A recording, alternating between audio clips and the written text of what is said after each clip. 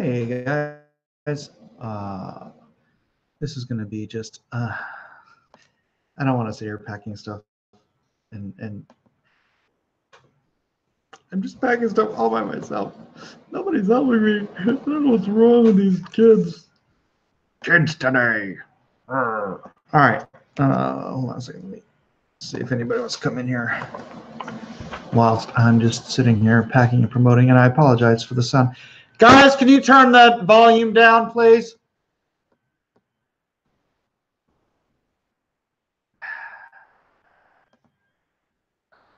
All right, send this out to Chester.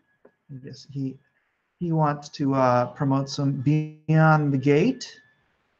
I'm going to send this out to, I'll just send it out to the crew. Boop, boop, ba doo, doo, doo, doo, doo, doo, doo. Why are my children so bloody loud? I don't know. I don't know. I guess it doesn't matter. And what the heck? I'll send it here too, just in case anybody wants to hang out here.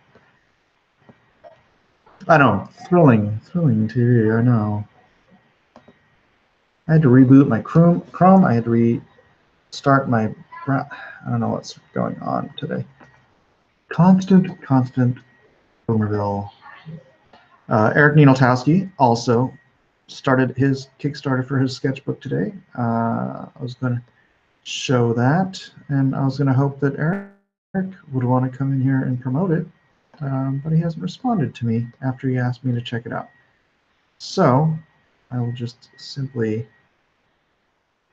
drop him the link, and if he ever comes in, then he can promote his book. It would seem a little silly me just sitting here promoting his book without him. Anyways, it is called, if you guys want to check it out, Inktober 2018 by Eric Nienoltowski. So back to life, back to reality. Let's go to YouTube so I can chat with y'all folks, and then start just packing some stuff up. Packing.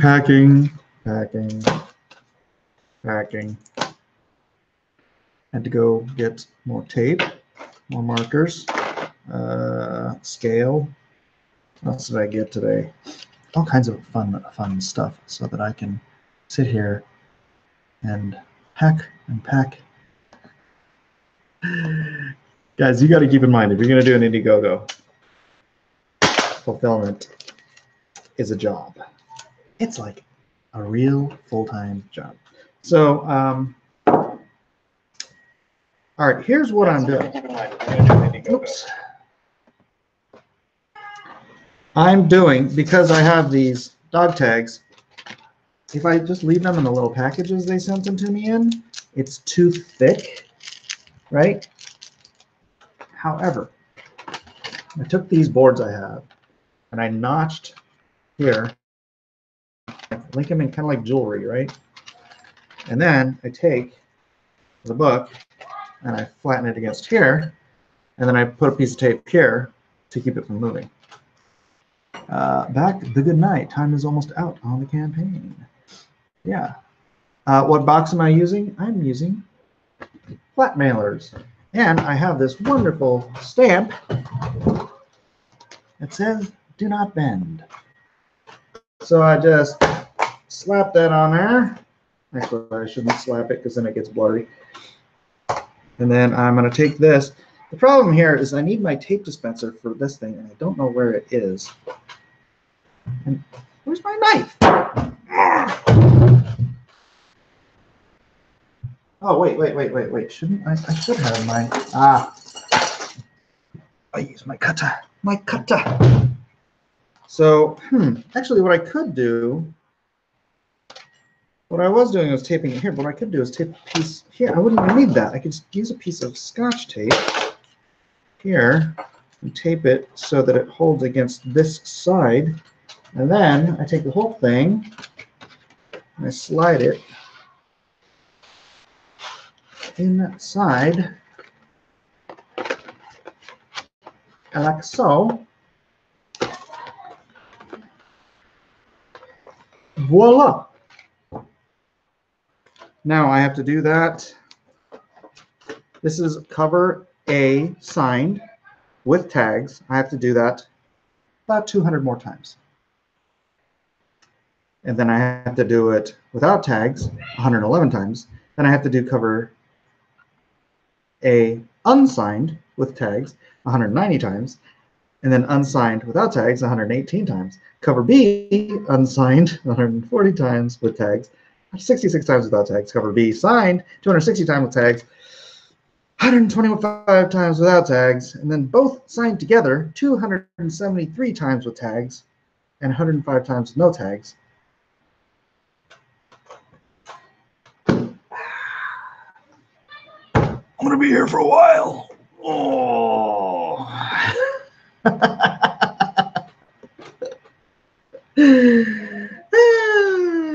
So I thought I would let you guys keep me company while I slowly lose my mind. It's nice. I've already done a number of these, so I don't have to worry about that until I run out and I have to start over. Da, da, da, da, da, da, da, da, da. Seamus, wow, I won't expect my B convo soon. And I have my CSV file is processing on ShipStation. I don't know how long it takes them to process. I did it. I put it in a while ago. I thought it 10 minutes, 20 minutes, or something. It's like, but that's okay because I have plenty of bagging to do.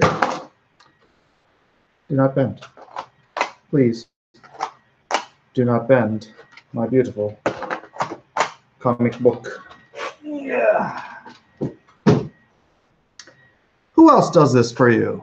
Success is fun, isn't it? Yeah. Actually, it's not bad. I mean, I appreciate it, so whatever. It's part of the job. I don't mind menial work. I mean, it's not as fun as obviously drawing comic books and creating universes and all that kind of malarkey. But everything you do unto the best of your ability, including figuring out good ways to pack and ship your stuff. Oh, by the way, I haven't even shown early because it was so late. The postcards, Christmas postcards. So those are coming in each package as well. Da, da, da, da, da, da, da, da. Well, you better get used to it. I better get used to it. I guess I'm better. You guys probably forgot about the Christmas postcards, huh? Congrats on over 40K on the Meg. Hope it goes much higher. Also hope Ethan starts helping finally. Well, Ethan did say we were going to do a little pimping on that tonight. So we'll see if he remembers or if he falls asleep, as he is prone to do occasionally. So we shall see. Otherwise, it's going to stay up for a while. The author, Steve Alton, has been promoting it, but only on Facebook and Twitter. But he does send out, I guess, a monthly email blast. And so he will be promoting it on the email blast towards the end of the month. So hopefully after that, we will get it sufficient to juice the goose. How many was that? Not 100.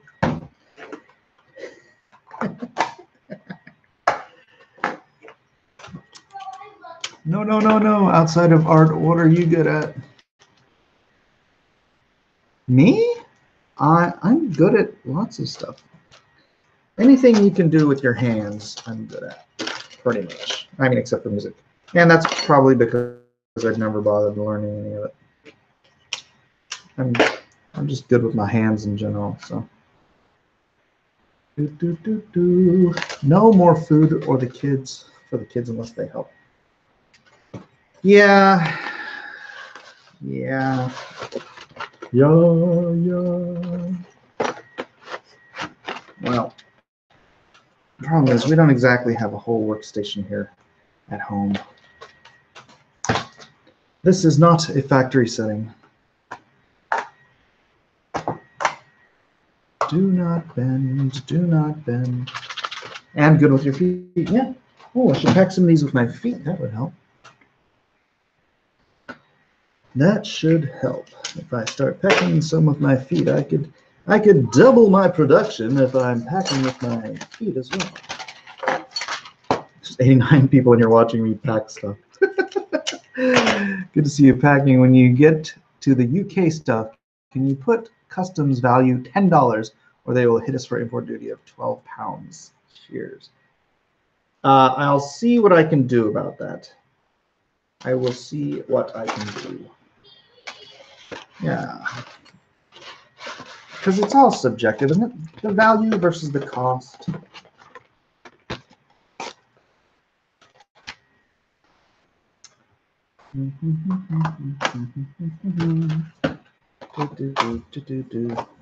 I love new stamps. Fun. Do not bend. Do not bend. All right, I need more. Lots. Lots and lots. All right.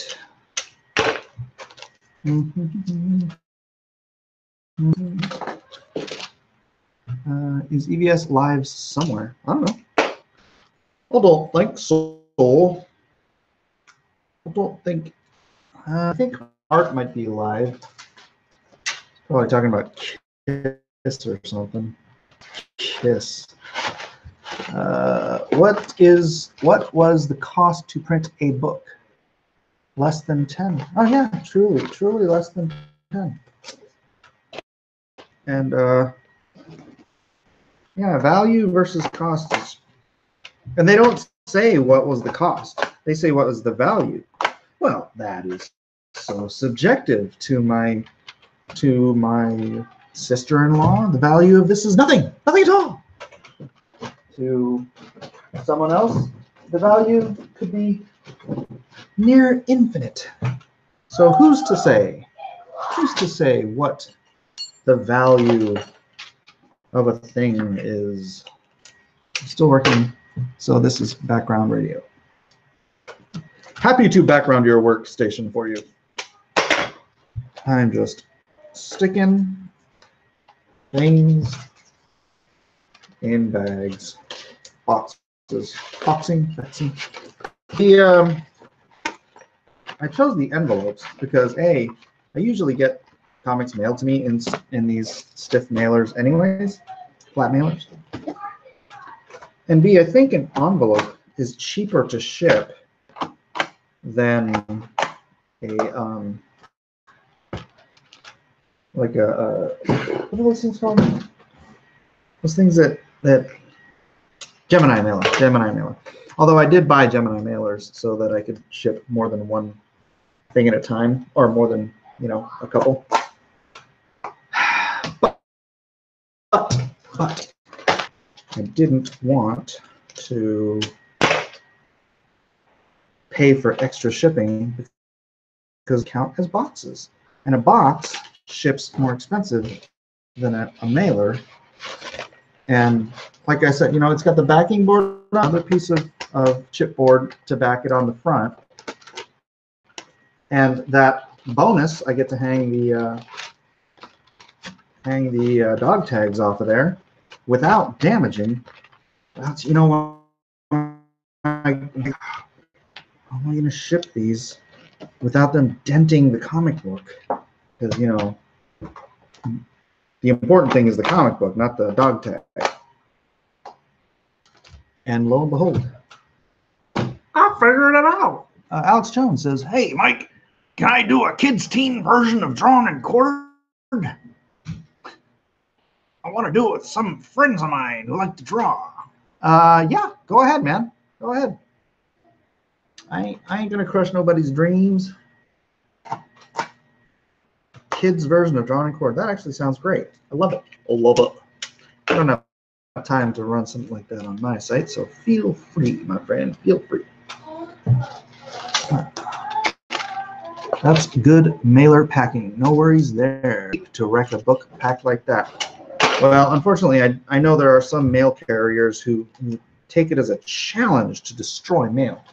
So that is why I got the Do Not Bend stamp, to try and mitigate that particular bit of grief. Now the trick is, are they going to accept this as media mail? Can you shill for something real? Nasser, why don't you come on here and shill for something real? Oh, I cannot shill for something I don't pay that much attention to. That's why Eric just launched his book, like I said. It's on Indiegogo today. And I'm like, oh, you want to come on. But he ain't on. Project 2, and I don't know where he is. He's not even on his own channel. You know what? If you're going to launch your own book, be on the day you launch it, promoting it. Eric, guys, whatever, whoever. Oh, I have to walk downstairs and turn on my computer. Oh, poor me. Oh, woe is me, says the Nasser. Woe is me. Why are you gonna make me do some work? All right, I should be keeping track of how many I'm doing, but I don't think I'm anywhere near 213 yet. So I shall just continue. I'm almost out of these, so I'm going to have to start making more, and that is going to slow down my process. Yeah. La la la la la la la la la. Mike packing Lone Star, mailing off to pack graveyard. It's like Christmas all over again. Yeah, think of me as your dad. You've gone to bed. It's 12:30 at night. I'm in the living room while you're sound asleep, and I'm packing gifts. But shh, don't come downstairs, because then Santa will think you're naughty, and you're not gonna get a BB gun. Are metal prints in? Dennis, I'm saving the metal prints issue for last. I do apologize. I know it's an early riser thing, but I want to get as many things to as many people as possible. If you look over here, I got that giant Mamba Jamba subliminal ink, not subliminal, sublimation ink printer. That is the printer.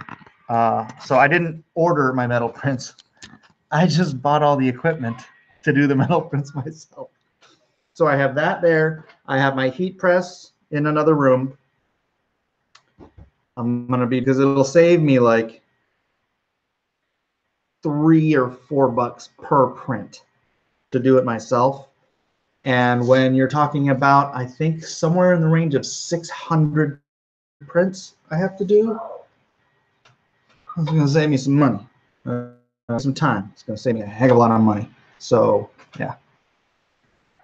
Are you saying my dad was Santa all this time? No, Michael, I'm saying my dad was Santa all this time. Well, up until I was like 6, and my brother told me.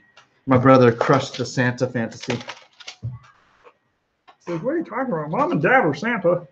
He didn't actually sound like that, but whatever. And you keep it forever. Oh, all the printing equipment? Yes, I keep it forever. So I am going to save a lot of money long term. Oh, shoot, I was supposed to order some prints for my print guy. Anyway, hey, gummit. Why do I have so much to do in so little time? Guys, can you figure that out for me? I need someone to figure out how it is. I have managed to create a world where I have far more things to do than I have time to do them. The fantasy. The fantasy. Do not bend. Do not bend. Bend, bend. No, no, no, bend. Do not bend. Do not bend. Well, your dad, I want $1 million for Christmas. Well, Hugh, my dad's dead, so Christmas is over. Sorry. I hate to break it to you. There will be no Christmas this year. All I want for Christmas is you. Nasser is alerting me that he's heading downstairs. Thank you, Nasser. I really needed that update.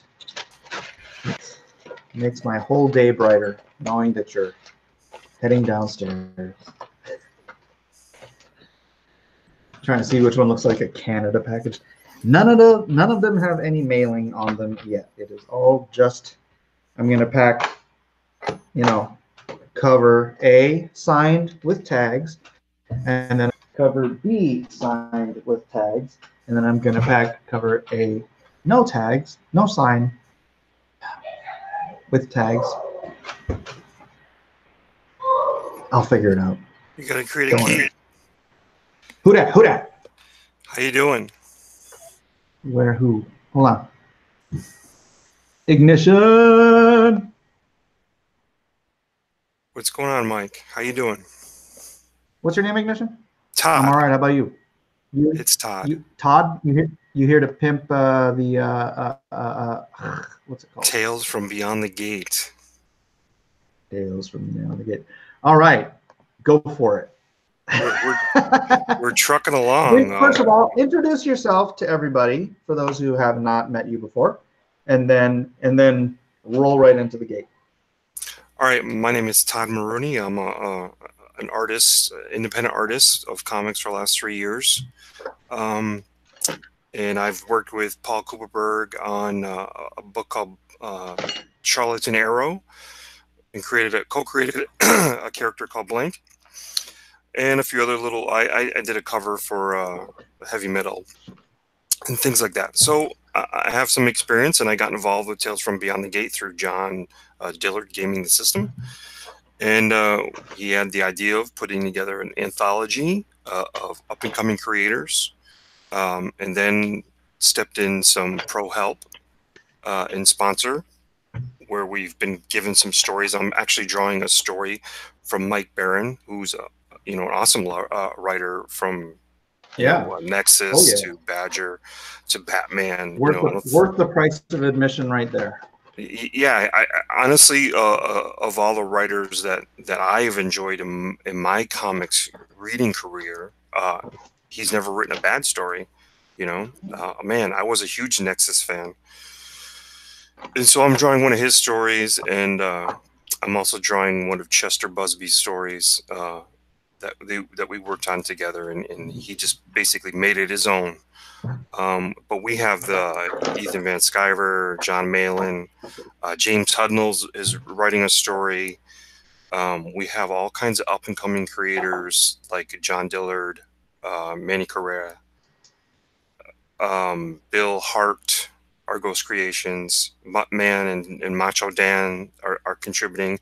Eric Weathers, who letters all of Malin's books and some cautionary comics books too. Kevin Stewart. The Packins Land guy is gonna actually do a story. Oh man, why am I forgetting his name? No, Gary Shipman, yes. So he agreed to do a story. And he came in at the last minute. So this is really turning out to be awesome. We have some of the top next level guys that are being introduced through the help of people like yourself, and of course Ethan is going to do a page and stuff that are helping us sort of reach a bigger audience, and we appreciate that. Yeah, you're the next generation, man. You're phase 3. There you go. Generation, man, bringing out new talent. That's got to be the evolution of this whole thing. Oh, absolutely. And to do it in an anthology, that's really smart. That's solely John's idea, and it's a very smart idea to get all these people and bring them together. I mean, honestly, some of the people coming in at the last minute, and still waiting on stories like from James Hudnall and stuff. I mean, this is incredible. You know, it really became something big. Now it looks like it's 150 plus pages. So you're getting a lot of bang for your buck. Wow. Yeah, you can actually get 2 copies for $55 in one of the tiers. That's incredible. That is pretty good. So, do you have the link up? No, I do have it up. I can.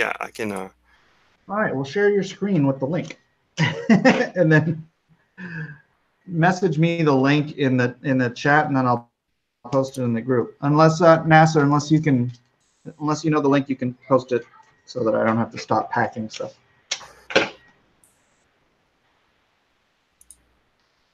All right, here we go. Let me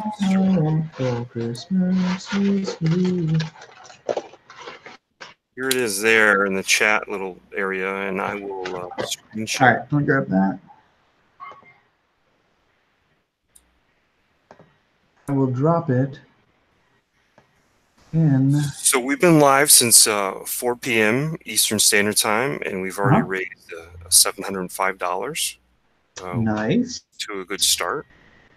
Right here, you're looking at a piece from a guy named Model. Oh, actually, you guys know Model 16. 316. Yeah. 316, yeah. Yeah, this is a piece from him, and he really All put right, out. that was a really long link. Here's the better link downstairs. I'm posting now. So if there's any mods in the chat, if you can keep that post going, I would appreciate it.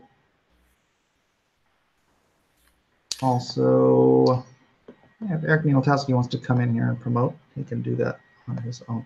Here, I'm going to lock it on yours so you can scroll through your Indiegogo and show everybody what's going on. All right, here's story.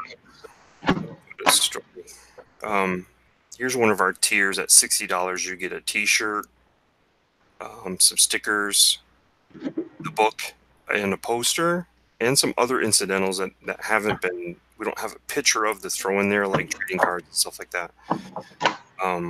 But it'll be just one trading card, and if you're looking to get the whole series, here's a tip skull tier where you just want your name mentioned in the back of the book. You can donate $5 or more. Here's that model 316 piece, the full piece again, and this is really cool. You know, it's a definite good promo piece. He did an excellent job on it. That's cool. We actually watched him do it. That was pretty cool. Here's one of my pages for Mike Barron's story. It's called Count Rorschach Has Risen. And basically, it's a story of revenge. And this actor who has played vampires and vampire hunters and, you know, had the same sort of career as Bela Lugosi or I'm forgetting the guy that played Frankenstein, Boris Karloff. He's had that kind of a career of movies, and he's living now in a convalescent old actor's home in a Victorian house back here. And this woman is basically taking snapshots of all his memorabilia and putting them on eBay. So she's out to do, you know, this is sort of old age or senior citizen abuse. and this again is a story of revenge. This is one of my pages, and I'm actually doing all the penciling, inking, coloring. I've done it all on this page. It's good. It's good figure work, man. I appreciate it. Here's a page of John's. This is a page of Lydia. He's got 3 stories. He's got a story called Forbearance, Lydia, and there's another one that name is just so hard to get. It's sort of a fable, but here's the Forbearance page, and this is a very unique story where there's no dialogue. This is a caveman story with a horror twist, and I give John a lot of credit for being sort of a new up-and-coming artist to take this sort of approach and do this type of story, because it's really difficult to do a story. And it is No, it's a vital skill to be a right. comic book artist. So can't tell a story without words, then just go do illustrations somewhere, because that's a that's that's the gig, man. That's the gig. Okay, this is called Lorna. This is the third story of John's. And she's sort of a witch that appears on the road. This is sort of tied to a real legend. Not real, I don't know if real. An old wives' tale, I guess you could call it. Mm-hmm. And, there's actually a movie that the trailer's already out with the same name. Oh, really? Yeah, yeah, and it's right, and it's one of those things like the Babadook. You know, it has its tie to Yeah. thing. Um, this Hey, is Nasser. Beep boop. what's up, Nasser? Nothing. This is a story by Jay Potts, who's also working on a Nasser story, which we You got. ruined it. I was just about to. I had a line to get to that. Now you took it from me. Oh, I'm sorry. Jay Potts really, initially when he came in and he brought his story to us, it was very raw, and boy did he, I mean, he pushed himself and really turned in a really good story that I'm really excited to read and see the rest of the pages and as they come out. He's doing the same thing as me. He's pencil inking and coloring. So Jay Potts is another one of these guys that is uber talented and you know, like me, probably I'm a passable colorist and I'm better at other Passable. things. You know, yeah. Well, You're I a great really, colorist. oh, thank you, appreciate it. This is Eric Weathers. As you guys know, he does a lot of the art community's lettering for different books, and I spotted him in the John Malin talent search, which I was one of the winners of for drawing Graveyard Shift 2. And I actually was a little worried that Eric would be one of the guys that would win. His talent is really good. His sequentials are really awesome. And when I saw his work, I actually sort of wrote his name down and said, you know what, this guy, he might be one of the top two guys, and he might be one of the winners. And I actually approached him to come do this with us. And he's doing this really good story by a guy named Todd DeWolf. And you can see here that he's created his own demons, you know, which is really, for me, is always the hard part. I think I said this to Nasser. If you're gonna make me make up a monster that I can't see three-dimensionally from every angle, I'm probably gonna struggle with it. Because that's the hard part, you know, something you've invented and then realizing it from the back, the front, top, side, you know, it's really tricky unless you can create sort of a model in something like ZBrush. This, Yeah, design stuff from the front that you can tell doesn't work in the back. right? Like a lot of You know what I mean? 52 characters. Yeah, I drew a commission of Dr. Fate, and his belt is sort of like a Egyptian relief. Oh my God, it's so intricate. And I know who designed it. Boy, was I cursing that guy's name that day. I'm like, why would he design it? And come to find out, he designed about 60% of all the new 52 guys, and with the way they looked, and they were just nightmares for artists. Who was it? It was Jim Lee. Yeah. This is Muttman. Yeah, Jim's not a great designer. This is a guy named Muttman, and their book was up. They had a book called Hero, and it didn't make its funding. But Which Hero book was that? The HIRO. The little kids book? No. No, the other one where it was sort of biological weapon. Oh, Sort of, okay. yeah. And I remember watching, honestly, watching Muttman and seeing those first pages when they were on IndieCron or Indiegogo and going, wow, But then I saw him working on his YouTube channel, and his work had progressed and gotten a lot better. And some of that I think you can see here. And you know, I think they'll have a little better time the second time they put out. Here's a story by Manny Correa of Good Dog Press, and I'm sure you're familiar with Skate Girl. Like, who isn't by now? And this is one of his pages. Actually, this little girl I think she looks like she's carrying a little skunk. But this is a story called Curiosity.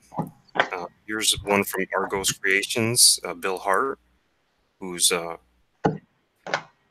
artwork is raw. And he's young as far as doing sequential work, but he's very talented.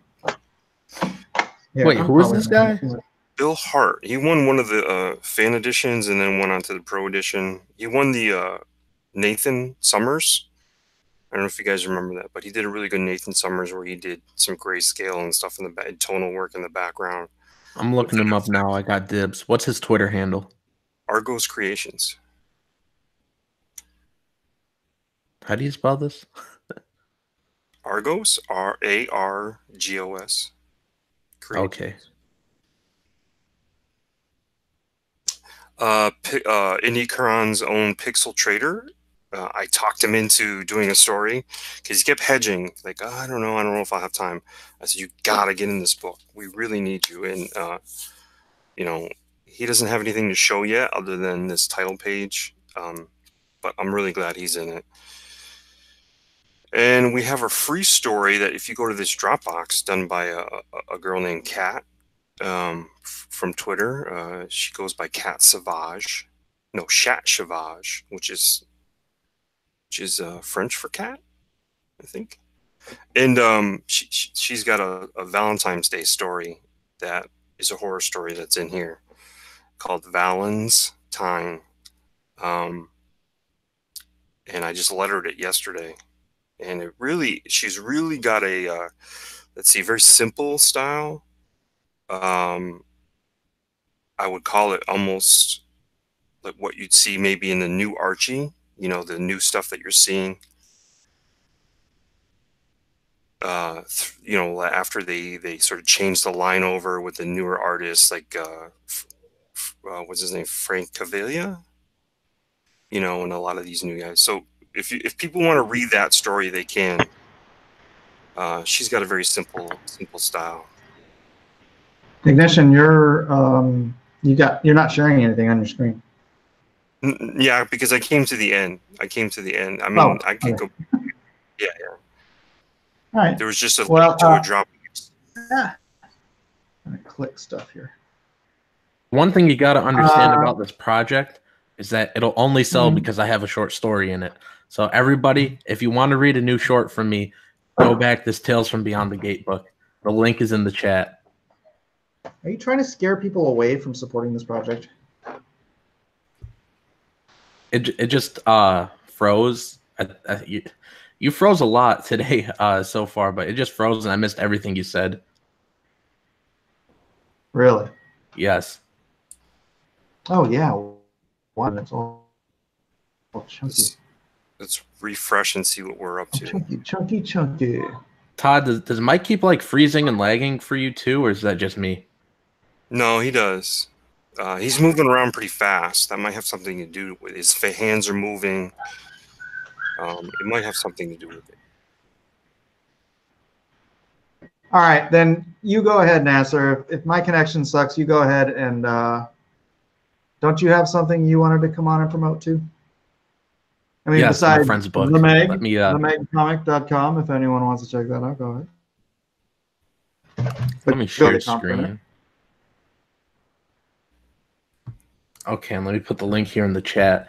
Everybody, go check out this book, Something Real. I'm bad at pitching this because it's not my book and I didn't prepare.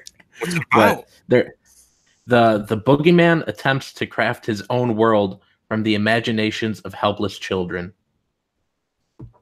This is for issue 3. They got all 3 books for $20 or all 3 on newsprint for $15.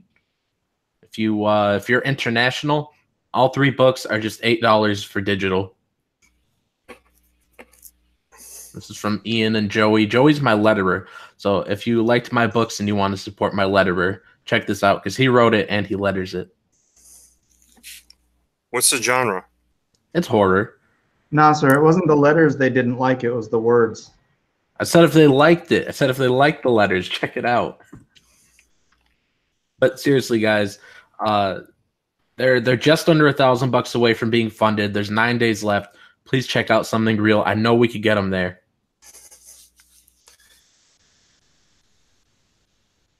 Vazen Cassie in the chat said Nasser didn't write anything for Something Real. Then he put == best pitch. Mike, you're muted. I think you said something, but you're muted. Now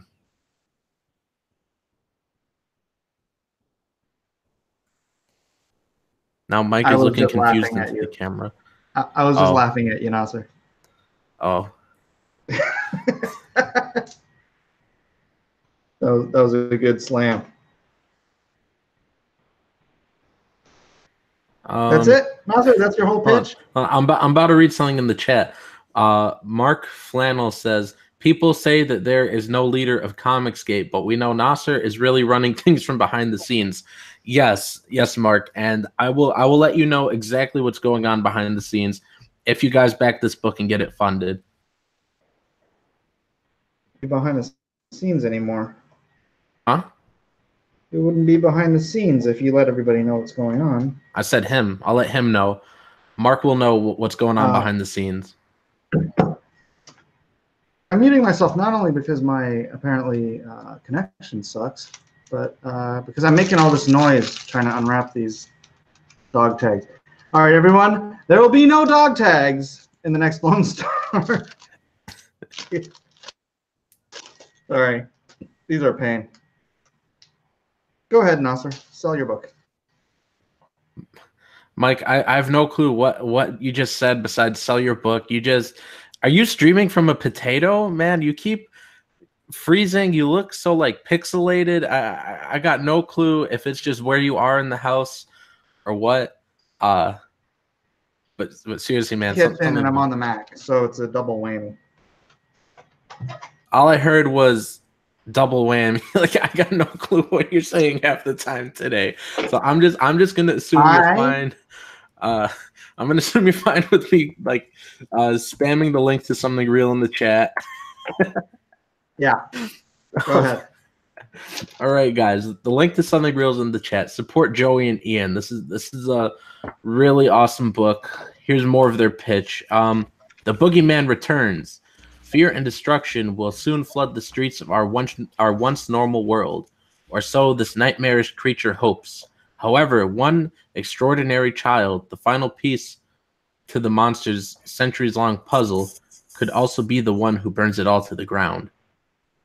The first 3 issues of this mind-bending journey into the home of nightmares are available for pre-order. Join us as we uncover the Haston family's connection to the infamous Boogeyman.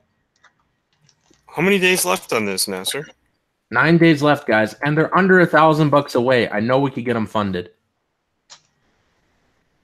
These guys have a good track record too. I backed them on their Kickstarter for issue 1 and their Indiegogo for issue 2. They delivered on time and with quality. Mark wants to see some more images. Well, he just said in the chat to show some more. He just said show us more images of the book. I don't know how well you could see this on my screen. I don't like that he did this. He like shrunk these down and put them side by side. He shouldn't have done that because you can't see the art as good that way. Because they have the first 5 pages here, but I just don't like this layout. Are they clickable?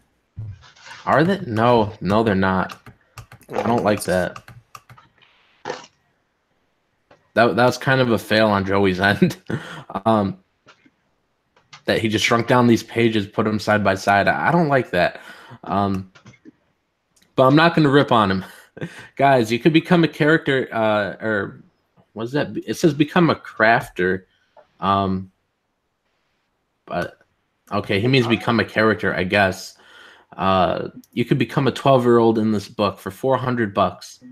You could get some original art for 175, a commission for 75. You get some limited edition prints for 50. Nasser, I thought you were a writer. These are your friends. You're gonna tell me that error's been there for over 30 days? No, I'm pretty sure it means something when he's because he says it again here in the description. It says become a crafter. I think that's one of maybe like a Boogeyman's lackey or something. I don't remember there being any crafter in the first two books. That's just what I'm getting from this, because I do say the Boogeyman wants to craft his own world from the children's imaginations. So, but become a crafter, become a character, same thing. $400. Hmm. But you could get all three of these issues on newsprint for 15, or you could just get them all on, I guess, regular paper for 20. Is that the right word for it? Just regular paper? No, that's not the right word. What's the right word? Well, each book, I mean, you got to know the printer and what you're using, but it could be a certain type of test or coated or... Well, you know, like the modern kind of paper, the like glossy stuff. So it's probably coated. Not newsprint. Okay. So you could get it on the glossy stuff for 20 or newsprint for 15. I understood you that time, Mike. You said not newsprint. Yeah.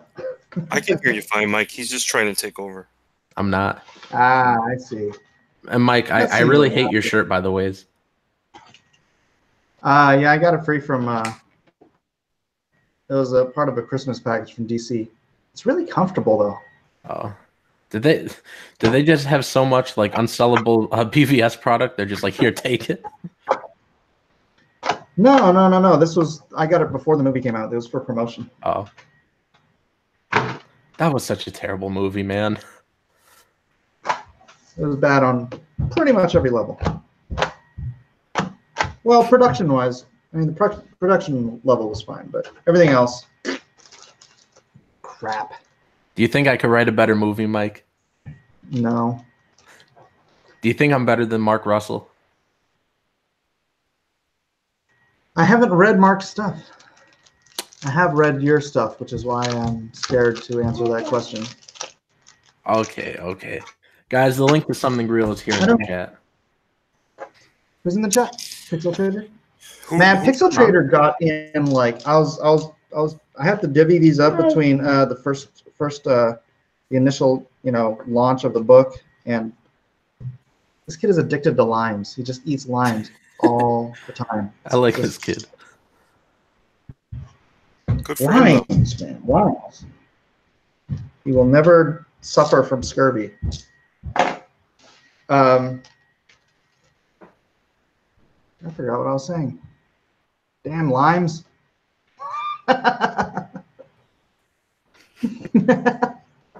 Jim N says, Mike's business card simply says, I'll call you. I love that. I should.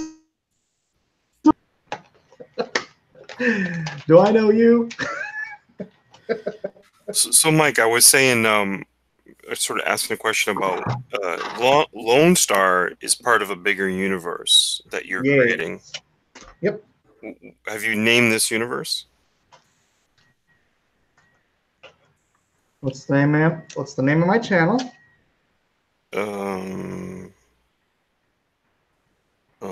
Blacklist Universe. Correct. I thought that alluded to something else all this time. Nope. That's how I roll, yo. Gil Rivera for $5 says, Happy Valentine's Day.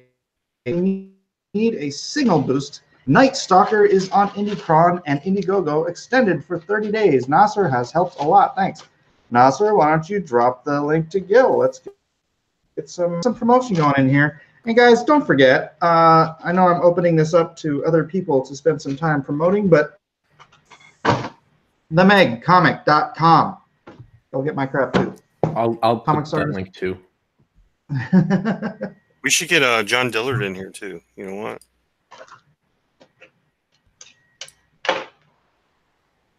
Let me share my screen again. Why was the question for Comic Artist Pro Secrets? Oh, the name of my channel? Haha, no. No. I don't give away secrets here. Okay, guys, here's the link in the chat for Gil's book, The Night Stalker, issues 1 and 2. I dig the name. Let's see this art. This is some pretty cool art. What do you think, Mike? It's really, really tiny on my screen. It's really tiny on his screen. What's your I have seen that. That's Zoom pretty cool stuff. Actually, my zoom's at 80. I think he gave me a copy of that. Yeah, he gave me a copy of that in New York. Yeah. Let's check it out. Hold up. There we go. Okay, I fixed my zoom. Okay, now can you guys see it better? Yes. Okay, sorry. I didn't realize my zoom was so bad. Oops.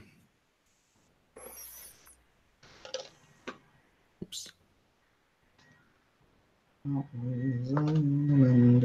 I need to stop.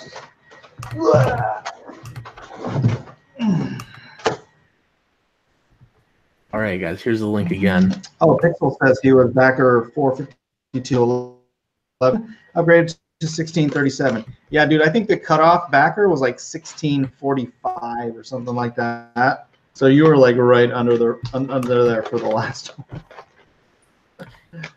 Mike is allowed to talk about the Fight Club. Only I can discuss the Fight Club. And here, guys, in the chat is the link to Mike's Mag SIXGUN Samurai Deal with the Devil Indiegogo, which I still have not backed. Thanks a lot, Master. I need to. I read your book. I was backer number 10 on Lone Star. I know, I saw that. I was looking at that today. But you didn't even buy the signed copy, man. You're so cheap. You bought the cheapest possible version. Sorry, man. It's expensive. I didn't have a job at the time. It's okay, kid. I appreciate you anyways. All right. Let's see. All Did three anyone graphic see the novels movie? are 50. I have not heard anything about this movie, by the way. Good or bad? Yeah, it's just good, stupid popcorn fun, you know. Yeah. It ain't Wuthering Heights. No. But you know, it's fun, big giant sharks and action and Jason Statham, and if you like any Jason Statham type movie, you know you're not going in for Shakespeare. So I thought he was the appropriate actor. I thought it was a fun movie. Yeah. And obviously a lot of people paid like what, $700,000 or $700 million, something like that.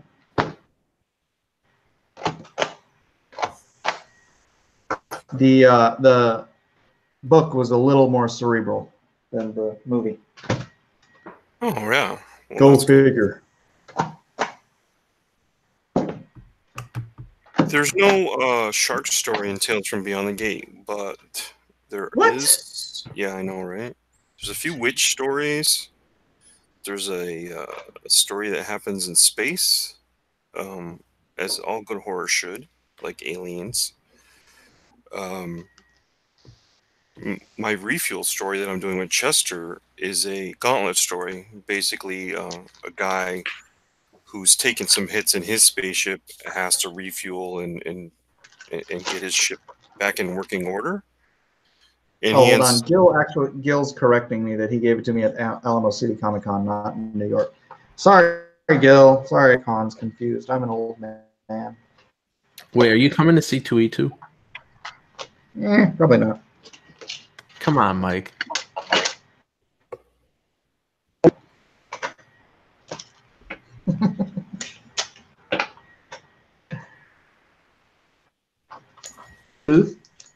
Mike is still freezing. I got no clue what's going on. So I'll go back to talking about Tales from Beyond the Gate. So the second story with Chester, like I said, is a gauntlet story. Once the the crap hits the fan on the planet where he's trying to refuel, it's just him running for his life to get back to his ship. And as he loses a piece here and a piece there, takes a bullet here, or a piece gets taken out of him there by an alien, he'll eventually, hopefully make it back. We'll see. I don't want to give too much away.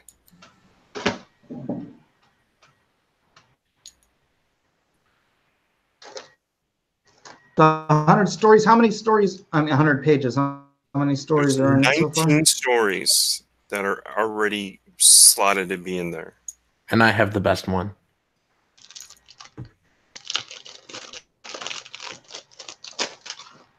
Actually, I need to check something real quick, guys. Here's the link again in the chat, you guys. And chat. Look at this. Look at this beautiful page here from Todd. Tricky stuff, by the way, is just drawing what you would call like a lifestyle kind of thing. Or what you mean? Well, superheroes are outside most of the time, or they're in an alley, or they're in the city. But this is what as far as what you call lifestyle is, you're in a room, you're in a convalescence home or a Victorian house, and everything sort of appears. Everything is in there, So you can't skip on backgrounds, because then they'll just look out of place, like they're floating. So I will note that. I will note that for when me and you work on our graphic novel together in a couple years. Oh, awesome. Can't wait. And guys, I do have a short story with Todd, but it's not going to be in this. It's going to be in my own anthology next year. Never too early to start promoting. Has it moved the needle at all since we got here? Let's see, let's refresh it. We were at 770 when we started. We're at 840 now for Tales from Beyond the Gate. Nice. And over at Something Real, come on, guys, tell me it went up. Nah, it didn't move. Come on, you guys. I'm posting the link again here in the chat. Oops.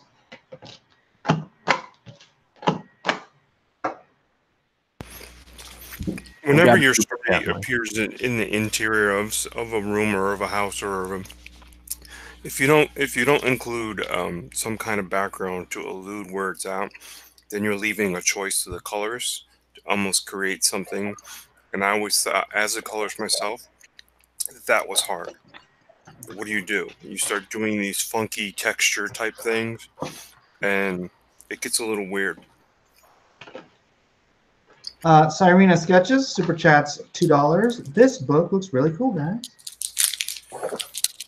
It's Serena. Now, she's an artist. Edwin has me saying Cyrena.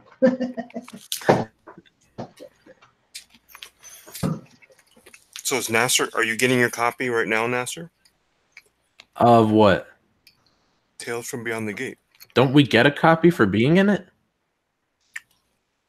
Well, maybe. It's called a comp copy. Yes, you'll get a copy. Everyone who works on the book should get comp copies. We're hoping to be able to get my God. a lot of Somebody just grabbed an early bird special for the Meg. Thank you. I'm looking at an old thing. Let's see what they actually did get. Someone got... Come on, you stupid computer. I'm a computer. The Meg graphic novel. Thank you, Mrs. Patton. Wow, it doesn't look like it went up on my end. We went up to $840. Yeah, but I was talking about the Meg because he said someone just backed it. Oh, it was like half an hour ago. Oh. Well, 20 minutes ago. Just back at Nasser, says Beowulf. Yeah, Nasser, what are you doing, man? I got so many of these things to back, you guys. I'm going to be poor. That's fine. John Dillard is in the chat. He said Nasser's story is located in the back of the book. If we reach the stretch goal, we will kick him off the project. Well. To that I say, here is the link to Night Stalker. Go back, Night Stalker, because they're not kicking me. John Dillard, come in here and let's talk some more Tales from Beyond the Gate, if you will. Yeah. Link away. Nobody talks it better than him, to be honest. It's like a son.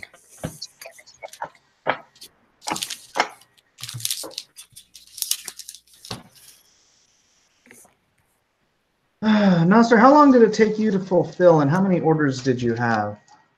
I had 841 packages to send out, and probably took like 2 weeks, maybe a little bit less than that. Did you use not Shopify, ShipStation or stamps? I used stamps for the international ones. For the domestic ones, what I did was I had these sheets of labels, and I just printed them off the computer and then just stuck them on. And then went to the post office and paid full price. Well, no. When I looked on stamps, it was the same price. Like I got a scale and everything, and it was still the same price. Oh, really? Yeah. So that was weird because they were like, "Go online, it'll be cheaper," and so we did, but it was still the same price. But I tried a few different methods, like for smaller batches, I would just go into the post office and they'd be cool with it, but they wouldn't like it if I came in with a big batch. So sometimes I would just buy the stamps and just put the stamps on, which ended up being the same price anyways. But they were like, how much? Were you shipping them media mail? Yeah. How much did it end up being? Of course, you're central, so you got like you have the best because you don't have to like ship coast to coast. Well, shipping one single issue was like $266 or something.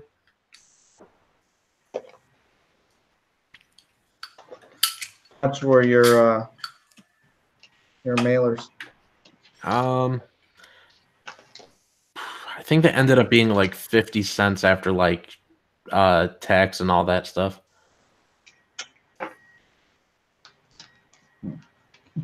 Well, hey guys, thanks Mike for having me on. Good story, bro. John's face does not match his voice. No, right? I got a great face. What are you talking about? It's just not what I was expecting, man. I get that sometimes.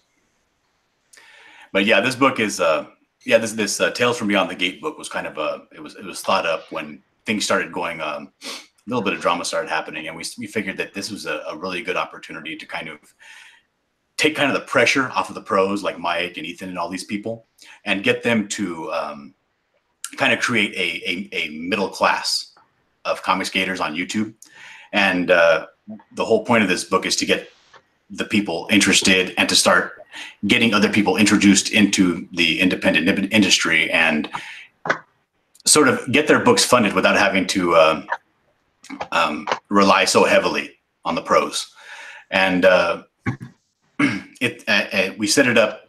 This whole thing was set up as sort of a marketing promotion machine so that it could provide these independent creators with like seed money to start their own independent projects.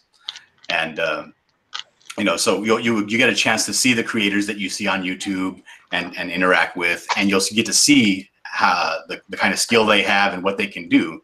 And if you like what they do, then you can like there's a tier. It's called Patron of the Arts.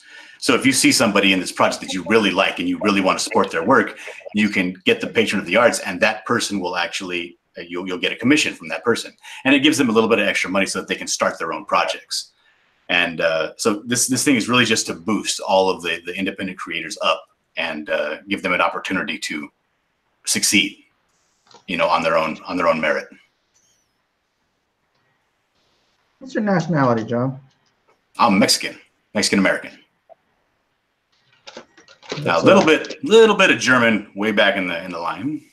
That would explain the last name. Yeah. But all that's been bred out. It's been many generations past.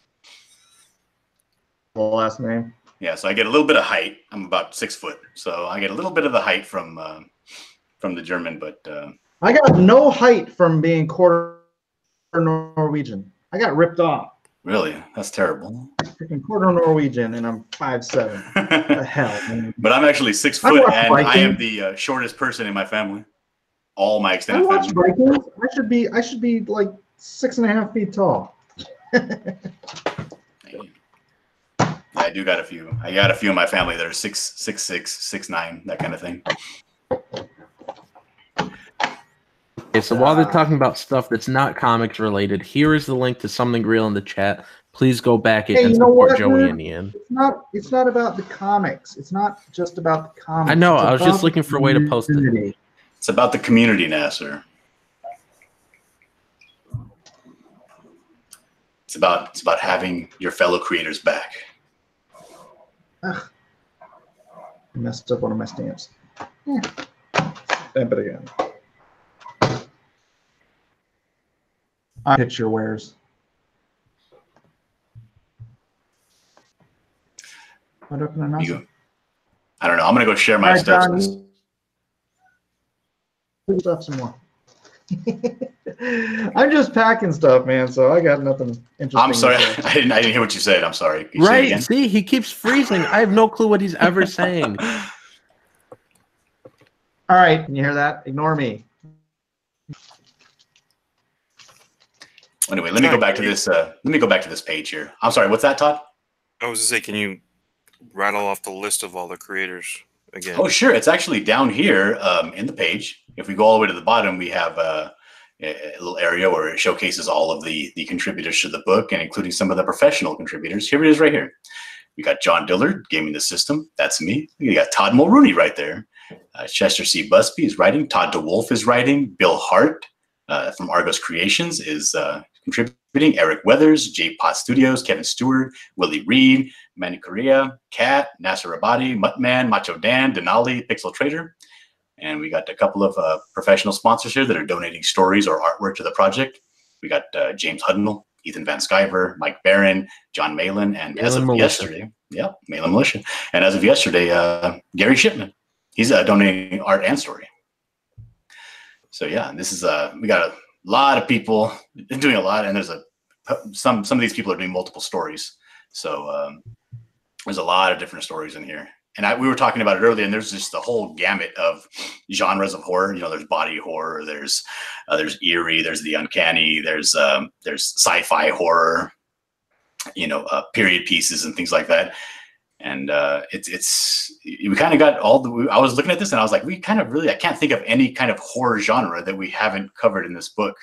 We kind of just. We don't have a giant shark. Oh, that's true. We don't have a giant shark, but we do have monsters. We do have monsters, yes. Mm-hmm, mm-hmm. And we have Nasser.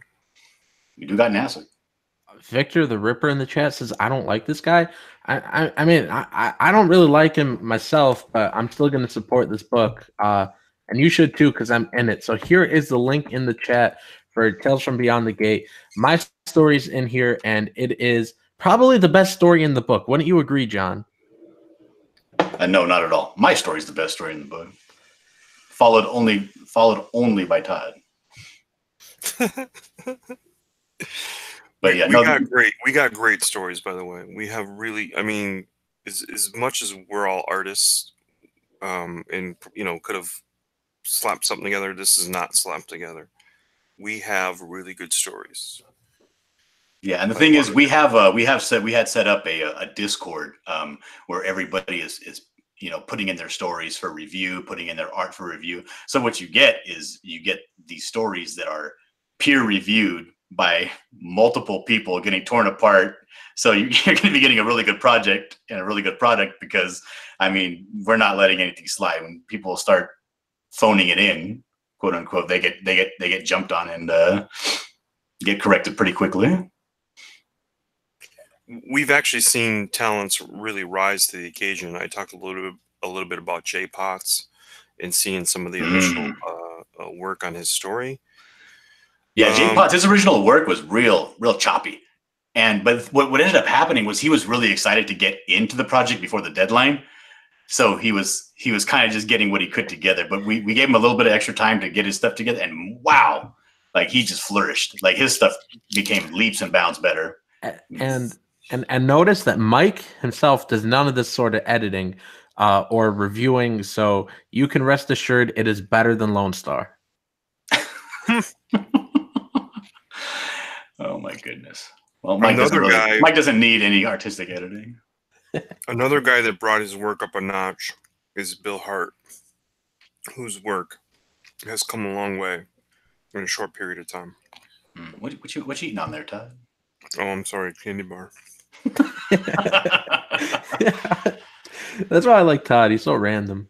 Yeah, and like for instance, this page right here that I was doing for the story, Lydia, I was given the script for this, and I did the old rookie mistake where you focus on one thing and kind of let the rest slide. But I was hounded by the writer, like, no, it has to include this. It has to include this. And the more I started including, and it just ended up being a better piece altogether. Like these small, even though like for instance, this top area, this first panel here, it's supposed to be in heavy shadow and it's underneath a bed. But when you do something like that, you could really easily just make everything black. But doing all of the little the slats and the woodwork under the bed and the tray with the food and all that, it really makes the whole thing pop. And if you putting in the work like that, it's something that sometimes you don't want to do, but because when you have it in your head, the writer will tell you, hey, I want it to feel this way, and the way he presents it maybe or may not kind of give you the right direction. But because we had so many different people on the project, they would say, no, you could do it like this. It would make it better. Do it like this. Try something else. And yeah, it ended up being making a lot more sense just doing it this way. And I really don't understand how people, it must be really difficult for people that are working on the projects solo without that feedback, because I found the feedback invaluable. Yeah, this is definitely a page that is top notch. I really love the choices that you made and in the work and the inking. It's one of my favorite pages you've done so far. Well, thank you. And like for instance, this was me kind of all by myself, and I wasn't really getting a lot of feedback for this page. But this is more of my regular style, which is a little bit more exaggerated, because I really love the Mark Texeria, and that's kind of how I was when I was in my formative years. That's how I started drawing. I would just copy a lot of his comic books. But yeah, a lot of these stories are really interesting. Especially, I remember Jay Potts is one of the guys that's really open to feedback, and he'll send every single thing, even his thumbnails. He'll send his thumbnails in. What do you guys think? What do you guys think? It's really encouraging to see that people are this excited about putting something out, or especially putting something out on a small panel that will just be read in a few seconds and then on to the next panel. But if the work calls for it, you got to put in that work to establish what's going on. So I haven't really run into any problems at all with anybody in this project when it comes to feedback, or everybody seems really open to improving. And yeah, so I think this is the end product, that when their stories are all finished and everything, I think it's going to be fantastic.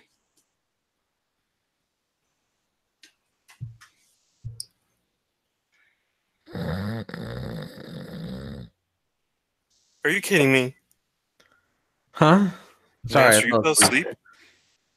Yeah, sorry, I was pulling a Todd. I've never fallen asleep on stream, ever. Well, maybe once.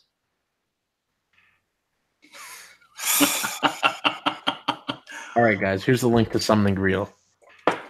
Oh my God. So what's Something Real doing right now? What is that book about, Something Real? Something Real, this is for issue 3. It's about the boogeyman, and he attempts to craft his own world from the imaginations of helpless children. This is from Joey Turnage and Ian Miller. It's 3 issues so far, and you could get all 3 of them for $20, or you could get them on newsprint for 15. So here's a link to that in the chat. So I'm gonna go ahead and I'm gonna go get that link for Tales from Beyond the Gate, since NASA is just I've been posting it. an absolute slacker. I've been posting it. But yeah, $840. Nice. When did that happen? Oh, it's been going on since we got on here with Mike. That's We the were power. at 740. Oh, now we're at 880. That's the power of Miller. Look at that. What do you mean the power of Miller? He hasn't said a single word about the book this whole time. That's okay. Did you talk about this cover right here? My goodness. I don't like it. You don't like it? Why not? I don't believe you, actually. Well, okay, let me open it up. Let me get my critique. It's just kind of boring. Like it's cool, it's creepy, but it doesn't scream cover. It screams like first page in a story. It's What story are you reading? No, like I could see this being like the first page in a story or like a splash page somewhere, but as a cover, I don't like it. Let me go find the original cover here. Okay, here we go. Okay, so this was the original cover for Tales from Beyond the Gate. This was drawn and inked by me, and it was colored by Todd Mulrooney. And it was going to be that's a lot better. I thought it was good, but I just don't like. Well, on the original one, I just don't like the red on the word gate. I don't. It looks a little too bright, I think. But that looks a lot better than this one. You changed it to. Oh, I don't think so. I mean, universally, when we all saw Model's cover, we were like, "Oh, yeah, I guess we're not using my cover," because this it was just so good, man. I mean, and the impact that it has when you look at it from afar, it looks a lot better as well. But we could actually, I think we might.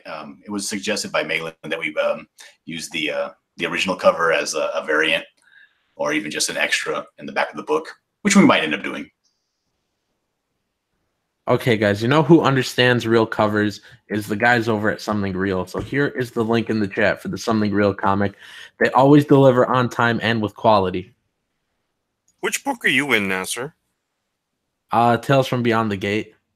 Okay, just checking.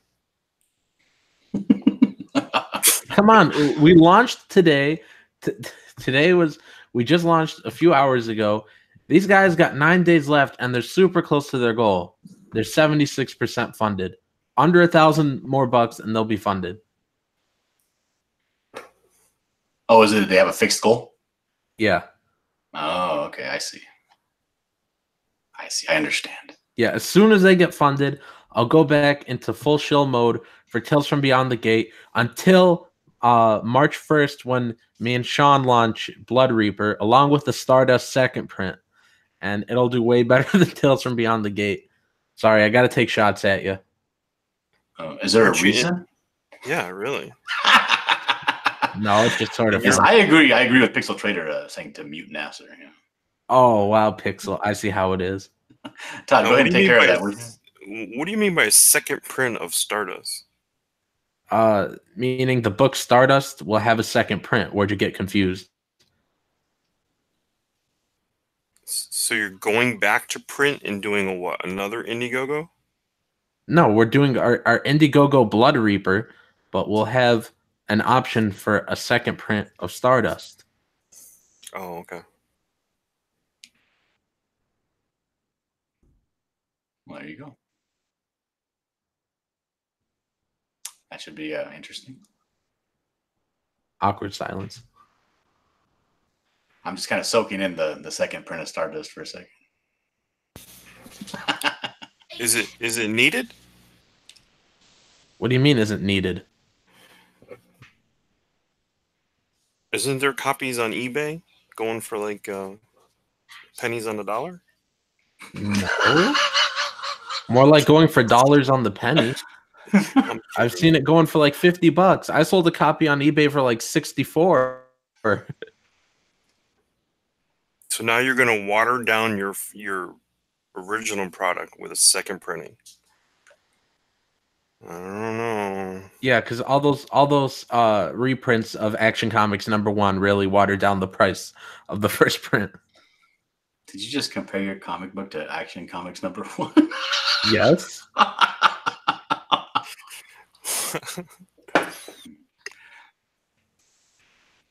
Well, that's great.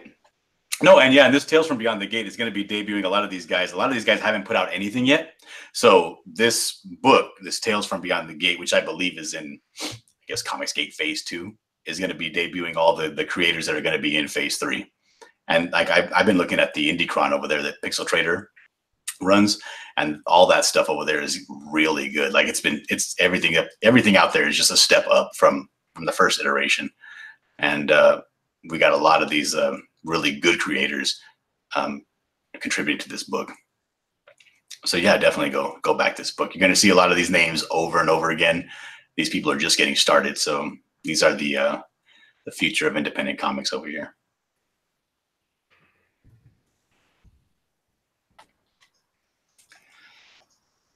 My goodness, so quiet over here. Oh, I know. Well, I can't really join in if I'm super choppy and nobody can hear what I'm saying. I actually heard you that time. You could hear me this time? That time, yeah. Oh, fantastic. Look at all these. I got like...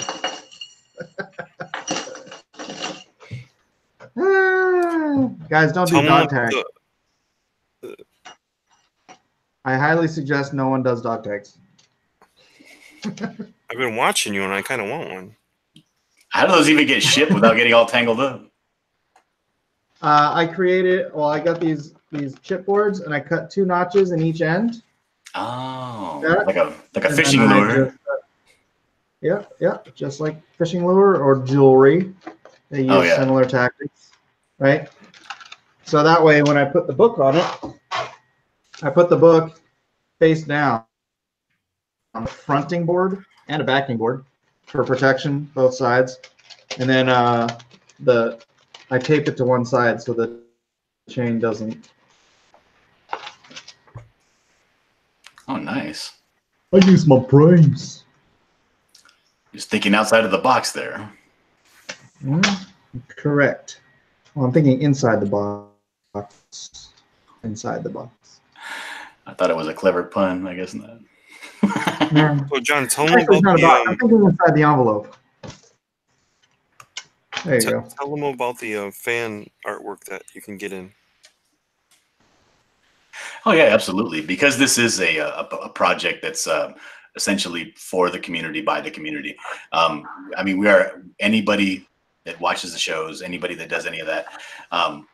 Send in your artwork. If you have horror artwork you want to, if you think that you have something you want to share, by all means share it in. And we're gonna make a portion in the back of the book, which is art from the community. And you don't got to be the greatest thing since sliced bread. You know, as long as you're a supporter, you can. You know, you grab somebody like Booster, who is a good friend to everybody in the community, but isn't necessarily the greatest artist in the world. You know, so we're gonna feature that stuff in the back of the book somewhere. Yeah, we don't talk about Booster here. Yeah, Booster's good. Oh my goodness, I just got attacked by a dog. No, Booster's good people, but yeah, but he's you know, people like to send artwork, and they like to. I get in my DMs a lot. Hey, check this out. What do you think of this? Can I come on your show? And my show's small, so I can just imagine the volume of people that are, you know, messaging Mike and trying to get on the show. Like, hey, look at my stuff, you know. And so I want to give them an opportunity to show. That's actually how I met John here, because John was hitting me up nonstop. He's like, "What do you think of my art, man? Can I get on your show?" So this is like John's like almost word for word recounting how I met him. You do know that I have you do know that I have DMs, right? And I have a record of all that stuff.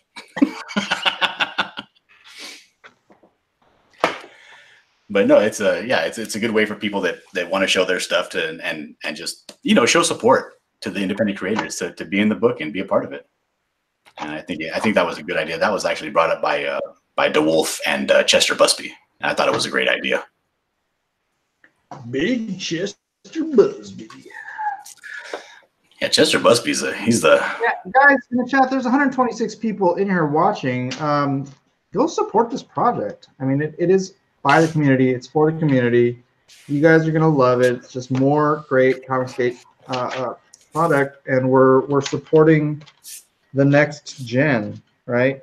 We're supporting the next gen of creators. And I have a personal reason for wanting to see anthologies thrive. So I want to make sure you guys can do it before I do it. Y'all are my canaries. Durakin in the chat says, should I launch my campaign at midnight or wait till noon? I would say noon. Yeah, I launched mine at noon. Yeah, and I would say definitely, take a little a reading of the people that follow your channel a lot, and if try to make it noon for their time zone. Well, you know what? It's gonna be noon somewhere. That's true. Or you could just start an eating channel where you eat your lunch. Where I drink your milkshake. I'm gonna drink Nasser's milkshake. Does that mean you're supporting something real, Mike? Oh, wait, I accidentally put You don't understand, dude. Watch a movie once in a while, man. Yeah. You not seen There Will Be Blood? You haven't seen that, Nasser? No. Of course Nasser hasn't seen it. Nasser hasn't seen anything decent. Nice. Name like a really good thing that anyone would know. You just froze, and you said name a really, and then I had no clue what you said after that. We got the gist of what he meant. What does he want to know? Have I seen what? Like a really good movie. Like, have you seen like Goodfellas? No, like a recent movie. He's just gonna name movies he's seen. Mike, have you seen Gone with the Wind? Mike just said, "Have you name me some good movies you've seen?" And then when I start to name movies, he's like, "Oh, you're just gonna name movies you've seen." Of course, Mike. No. I said he's not talking to you, Nasser. He said name a movie, and Nasser probably hasn't seen it. Oh. No, I said name a really good movie that any good writer would be familiar with. Okay, I would have known what you said if your connection wasn't so stupid, man. Did you hear me that time, smart guy? Yes. Have you seen Birdman? No. God. What's up, Critius? What's going on, Mike? It's been a while, bro. Yeah, I got the kids nearly every day, so it's hard for me to jump on streams. I got kids every day. What's your excuse? Well, you haven't seen my kids yet. He likes having excuses. Extremely loud. Not like your kids. Your kids, they behave. My kids are loud. My kids behave? Yeah, I see your son sit in the background quiet. My kids will climb on my lap and start screaming. So I don't want to interrupt nobody's stream. Well, just all right. So, Critius, hi, this is John Dillard. How you doing, John? I'm doing all right. I want your opinion on what do you think of this this Tales from Beyond the Gate campaign we got going on? Yeah, I've been watching it. I like it. You like it? Yeah, I do. I do like it a lot. Critius is lying. He's never seen it before now. He's just making this up. I've been paying attention for the past, I think, 2 weeks. You guys have been advertising it, and I saw IndieCron do an ad for it too. Yeah, we actually got Pixel Trader, the guy that runs IndieCron. He's actually in this project. Oh, nice. That's awesome. Yeah, I like it. I'm definitely gonna get into it. I'm gonna just wait till till I get some cash coming in. Like in 2 weeks, I'm gonna jump into it. Nice, I appreciate that. Yeah, no problem. Are you also getting something real? Yeah, I am. I actually also want to get a Good Night. Was it Good Night? Yeah. So there's a few projects out there that I've seen that I like to back. Yeah. So Good Night, that's Crystal McGee's. Yeah. Yeah, that looks good. Everybody, please check out Something Real. I actually gotta go. But guys, please check out Something Real. Let's get them funded. They're 77% there. Yeah, no. I jump on, you get intimidated, because of my writing skill, and now you want to jump off. I just can't stand your voice. Nasser. Oh, don't say that. Nasser. What? Wait. What, Mike? Wait. What's up?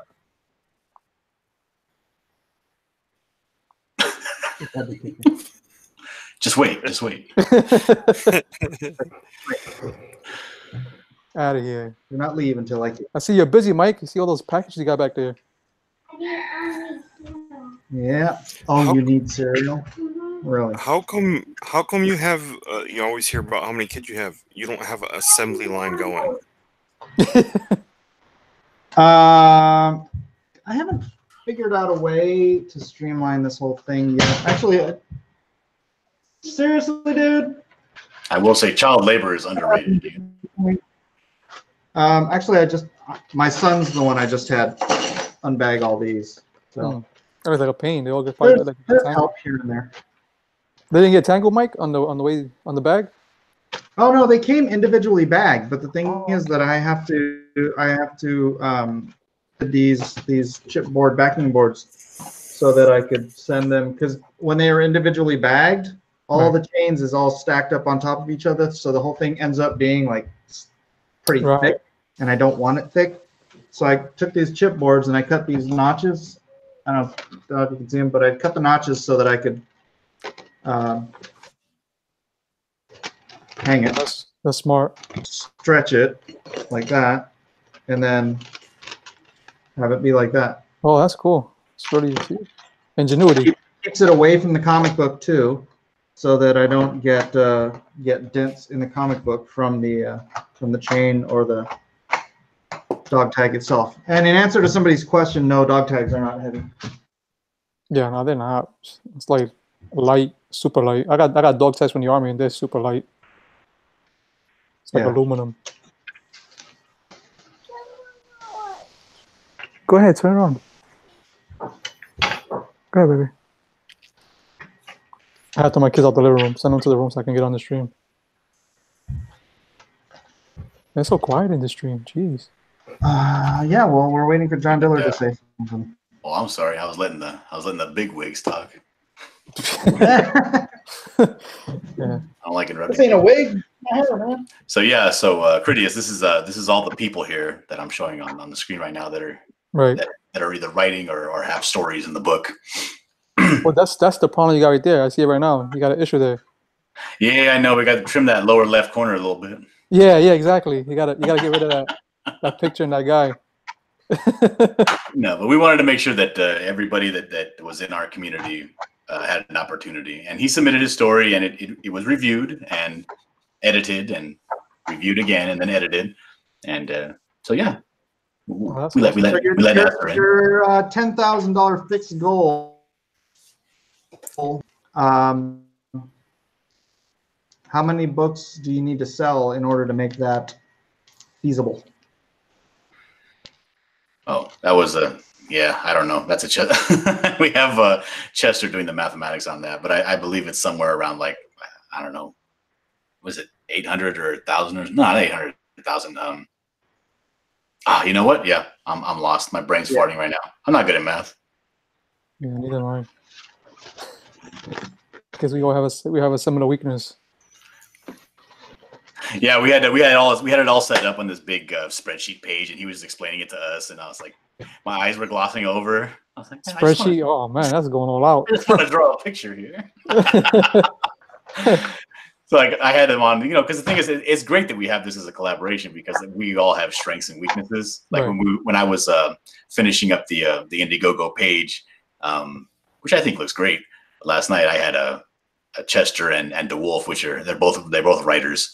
And so they were able to help me go through and pick out the things that were grammatically incorrect or places here and all that. And then I was able at that time, during that time, I was really busy in my application in clip art, making all the little pictures and doing that stuff. So like I was saying earlier, it's really difficult for, I could see how it'd be difficult for somebody doing it solo. Right. But this the book you were working on, right? I remember you was doing some pages, right? Yeah. Wow. This is the book, and because I have in this book I have 3 separate stories. So I think in total for this book I'm doing somewhere I think around the neighborhood of 35 pages. Oh wow! in total. So it's a lot of. I've been plugging away at it for a while. It's about a quarter of the book, right? No, the book's it's been growing and growing. Right. I think right now we're over 160 pages of just story, not counting other stuff. We better track that back because it costs money to print this stuff, you know. Yeah, it does. Don't overpromise on page count because you're gonna it's gonna bite you in the butt. Yeah, no, that's like me. It's biting me in the butt, and I'm like, I gotta get some money out of my own pocket just to cover some costs. Yeah, and I know I went to the post office today and did some weighing some packages and finding out some stuff, and I did get some sticker shock, so right. We do got to yeah, the post office just raised the rate. Yeah. I want to throw this out there too. For writers, it's hard if you don't do the artwork yourself, because that's when you gotta get the creative team, you know. Mm-hmm. And some people don't want to do inks; they want to just do only pencils, and then you gotta get the inker, and you gotta get the colorist, and you gotta get the letterer, and you gotta think about the shipping, you gotta think about the printing. Oh, it just adds up fast. No, yeah, it does. And the thing is, this is good because I mean, a lot of people are learning about how kind of in this climate, you have to be a jack of all trades. You can't just do penciling anymore, especially when you're doing independent comics.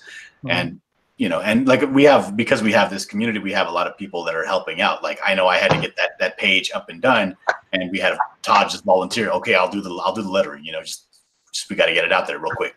That's cool, man. Because we are giving away at the bottom here of all the images. Right. There's a link to a free story. One of our friends, Kat, this is also her first time out, and she did a little 6-page story called Valentine's Time, and you can just click on that Dropbox link, and it'll take you right there, and you can read the story for free. It's not finished; there's no colors or anything, but the story is there, so you can go read that. Oh, that's cool. I'm definitely gonna do that for tonight. Yeah, she's a real clean, crisp artist. As like I was saying, sort of you could see her work easily in Archie or something like that. The newer quality of line that they're doing. Her artwork is right on par with that kind of thing. Yeah, you can see right here on my page. This is kind of how Kat's style is right here. I don't think people know this. Elliot Fernandez did some pages of Archie not that long ago too. Some of the better pages that have come out, actually. That's cool. Wow. You guys have a whole creative team there. See everybody down on the lower page. Mm-hmm. Wow. Yeah, and then just how long have you guys been working on this project? It looked like it took some time to put together. It did. We've been working on it pretty heavily for about 3 months. Okay. Wow. Yeah. Yeah, but I had no idea how hard it was going to be to wrangle this many creators into. Right. One project. It was a lot more difficult than I thought it was going to be. What would you say would be the toughest part of getting the whole campaign together? Logistics, man. Getting everybody's. Yeah, well, I haven't got there yet. For me, that was the tiers. Setting up the tiers. Oh, I hated that. Yeah, getting that was difficult too. Getting the figuring out the tiers and getting the images together for the tiers was actually not easy. Right. like this stuff we have right here, like just the skull with the dollar bill in it. That took time, That's cool. Superimposing these images and getting all this stuff. Well, here's my question to you: how did you get John Malin's pick? Oh, that's public information right there. I think I just Googled John Malin. Somebody found John Malin's picture. Oh, he didn't give that to you? He looked like the Terminator. No, he didn't. No, he sent us a creator bio, but that was still way later. I was like really late. You know what I mean? Right. Like he's already finished his story and sent it in. It's done. Oh, that's awesome. But the creator bio was taking a long time to get from him. So do we want his story colored? He says, I don't know, maybe. So we got to get we got to get a little more clarification on that. But I think he was under the impression that the whole book was going to be black and white, which is why he submitted it in black and white. And so how many stories you got in total? Right now we have 19 stories in total from 22. No, I think it's 23 creators. Wow. That's How deep. many are in So, black there's a lot of heavy stories. It's gonna be cool because you're gonna see you know the different have a variety of stories that you're gonna read, and there's gonna be something you're gonna like, you know. And so we're gonna catch your attention. You want to read more. Yeah. You know, it's a good thing, I think. There should be more than one or two things for everyone in there. You know what I Right, mean? right. That's what I'm trying to say. Like, you know, everybody's gonna have different tastes, but you know, people are gonna look forward to certain creators for future projects. You know, so I think it's a genius idea what you guys did there. Are you doing a portion of this book in black and white? Yes. All There, right. I know some of the That should save you stories. some money. I'm sorry. Save you some money. Yeah, most definitely. No, I don't think it'll save us anything. I think it's just because when you get the book printed, if any of the portion of the book is in color, then it's just a colored book you have to pay for. But Are you sure about that? I'm pretty sure, yeah. I mean, that's why like magazine have color sections and then black and white sections because it's just cheaper. I don't know, you should talk to your printer about it and see if that's an option. Yeah, I'll do that. I think we have I'll get to Chester on that. He's handling the printing. Cool. Because if we can figure out a way to get a portion of the book for cheaper, that'd be great. Because yeah, some of these horror stories just lend themselves to being black and white. It's more effective being black and white. So, so the whole book is everything's all horror stories, or Yes, it's like horror folk? Oh, that's nice. All horror, folklore, you know, different kinds of horror. But yeah, because the thing is, we're doing this, and we if this book is successful, and this campaign is successful, we're going to be doing this again next year, same time, and it's going to be Tales from Beyond the Gate, sci-fi. So it's going to continue from the stories of this book, or is it new stories? Nope, it'll be new stories, new creators. I'm sure some people will return and do it again, but we're trying to get this out to as many people, you know, the opportunity to as many people as possible, because new creators spring up all the time. You know, some people are on the fence about it, you know, but you know, of course, if a story in this book is successful and people resonate with the character or something, then, you know, yeah, put it in the next book. Or, you know, it's your story, so create your own project with that character that is successful.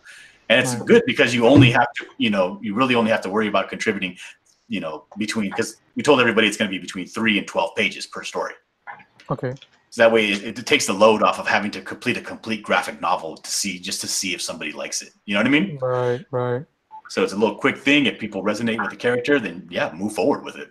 And if they don't, let it die on the vine. Move on to something else. You're a creator. Create something new. Yeah, like I said, I think it's a great idea. You know, because there's gonna be people they're gonna be expecting certain creators to return. You know, for more stories. It's definitely awesome. You give a lot of opportunity to a lot of people. Yeah. Like we had people come in real late, but they came in and they were gung ho about it. They already had pages finished. They were like, "Oh, we're late for the complete deadline, but I got this finished." And they're like, "This stuff looks great. You're in." You know. Nice. Can't believe I missed the deadline. I didn't know that you guys were looking for stories. Yeah, I was on a couple of different channels, but I wasn't able to get on anywhere very large. Right. But advertising for, you know, we're looking for more artists, more writers. And again, right now, because it's kind of in flux all the time. Because sometimes you're flush with writers, and sometimes you're flush with artists. And right now, we're kind of flush with stories, and not too many flush with artists. So right. I was out there looking for artists, and that kind of thing. But again, because of the nature of this, you're supposed to bring in your story on your own. Right. You know, so when you come and your story, make sure you have your story and your own artist, you know? Okay. So when you go to like another story, would it be like a in between, what do you call that, intermission page, or? Yeah, each like for instance, this one right here, La Llorona. Okay. Each story is going to have a cover page. Oh, nice. So as soon as you finish one story, let's say this Todd Mulrooney one here, or this one, it was the last page.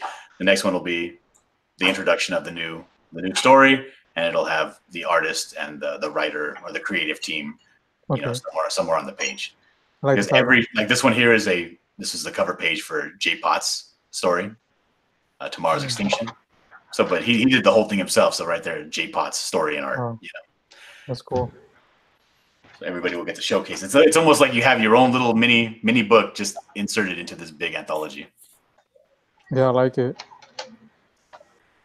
I like all the variety of artwork that you get to see. Yeah, and this one styles. was this Kevin Stewart piece right here. That blew me away. And this is Yeah. actually not as this is, I think this is only like 100 and something DPI because I had to put it in that way. But this ship is gorgeous when you look at the original file, dude. It's beautiful. I like the detail. I mean, you can see it even at the size it is right now. Yeah. Again, I saw it the first time. It gave me that impression of the destroyer coming in on the first Right. scene. You remember Ragnarok, the ship in Final Fantasy? What are you doing? Yeah. Yes. That's what it kind of reminded me of Ragnarok from Final Fantasy VIII, where it has like that, like a face to it. Kevin Stewart is the guy who had the Indiegogo Apollo, and it had a sort of subtitle to it. Chariot of the Gods. Chariot of the Gods. Yeah, that's it. And That's the one that was like taking place in space. Yes. Okay, Yeah. I remember that. I remember that Indigo. That's right. And we spotted him as a really talented artist and knew we had to get him over here. Yeah, because if you saw that Apollo, you saw the artwork was stellar, but it didn't fund. And we found out the reason it didn't fund was because he had to go leave out of town and be out in the out of contact. So the entire time that he was supposed to be on the campaign trail, he was just out of commission. Didn't even have internet access, Yeah. So it's like, oh man. But yeah, his artwork is stellar. Boy, everybody in the chat thinks this stuff is great, but none of you are freaking backing it. What's wrong with you people? Yeah, let's go. Let's get some backers. Come on, it's not that expensive. No, you're getting a lot of bang for your buck. And if there's 2 books that you want, I mean, $55 for 2 books. You can't beat that. Yeah, I'm definitely gonna back it. So if you have somebody you want to give a copy to or gift a copy to, that's the bang for your buck right there. These guys, this story here, this Anastasia by Muttman and Macho Dan. Like my wife turned me on to Muttman and Macho Dan. These guys are 2 of like the most charming guys. They're cool. Community. Like she just fell in love with them immediately. I was like, well, why don't you stop watching their shows around me? How about that? It's funny you said because I was on their show one time and they were like, interviewing me for Detective Dead, and they are some nice guys, man. They're real cool. They are. They're super nice. Yeah. And for some reason, people just resonate with them. They love Muttman and Macho Dan. Yeah, they're awesome. Definitely. Yeah. They had that. They had Hero. That was their project.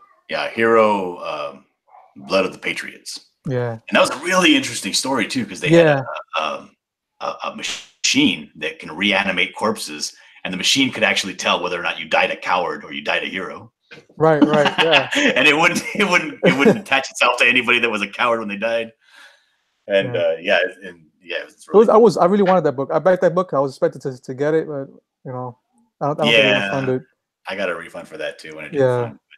Sucks. But yeah, he's definitely coming into his style, because this one here, this artwork is already a little bit better than what he had before. Right. And he has this real heavy, choppy cartoon style, but it works. Especially look at this top panel here. It's very emotive. Right. And it's very, and what I like about his artwork the most is that it's consistent, like all the way through. I know what you mean. Yeah. I know exactly what you mean. You get like 2 different faces or 2 different body sizes of the same character. Yeah. So he was like, "Yeah, can we get it on the book?" I was like, "Hell yeah, man and Macho Dan, get over here." Want to go with Tommy? So yeah. This is another story by. This is a story by Manny Correa, and this is going to be a. I think it's an old Portuguese folklore story. I forget the name of the actual monstrous entity that this is supposed to be about. But yeah, this is another folklore story. I like the house, the way it's been drawn. Yeah, it's pretty good. But the house I really liked was Todd's house up here. You see Todd's house he did? Todd did a Victorian house up here. Or this kind of nestled back in this. Oh yeah, that's nice. They go the plants and trees. It's old established shrubbery. It's great. Yeah, definitely. That's like the type of house you find in like those horror movies. And the gate creaks open you know something that's no good for this. That house is no good. Yeah. Oh Look at Mike and his throne. That looks like a throne he's sitting on. yeah. The heck. I guess that's the robe. Louis the robe behind him. 14th. Oh yeah. So you guys are stoked about That is a nice chair. Look at that chair. You guys are stoked with this campaign? I'm sorry. I said you guys are stoked with the campaign? Oh hell yeah, I Oh, am. Yeah, I'm really excited about it. I want to see it get funded, man. That's definitely something that I like to read and get my hands on. Yeah, that's the whole point of this thing is to get the funding, and like all of these creators are going to be getting seed money for their own projects. Okay, well that's cool. You know? So like yeah, like also you want to work on something, you have an idea, you don't necessarily have the funds to hire a colorist, or you don't have the funds to hire a letterer, you know, and you know that's you do this project, you get a little bit of money from it, you know, you can actually pay these colorists, you can pay all these people and get your project out there, you know. Oh, that's awesome. Sorry, Mike, we were looking at your very fancy chair. Yeah. These are my wife's parents' chairs from. It was made in Mexico, so couldn't have been that 16th expensive. century? No, I bought these chairs from Tijuana. more like the 60s or the 70s century. Those chairs are like something you find like in a castle, Mike.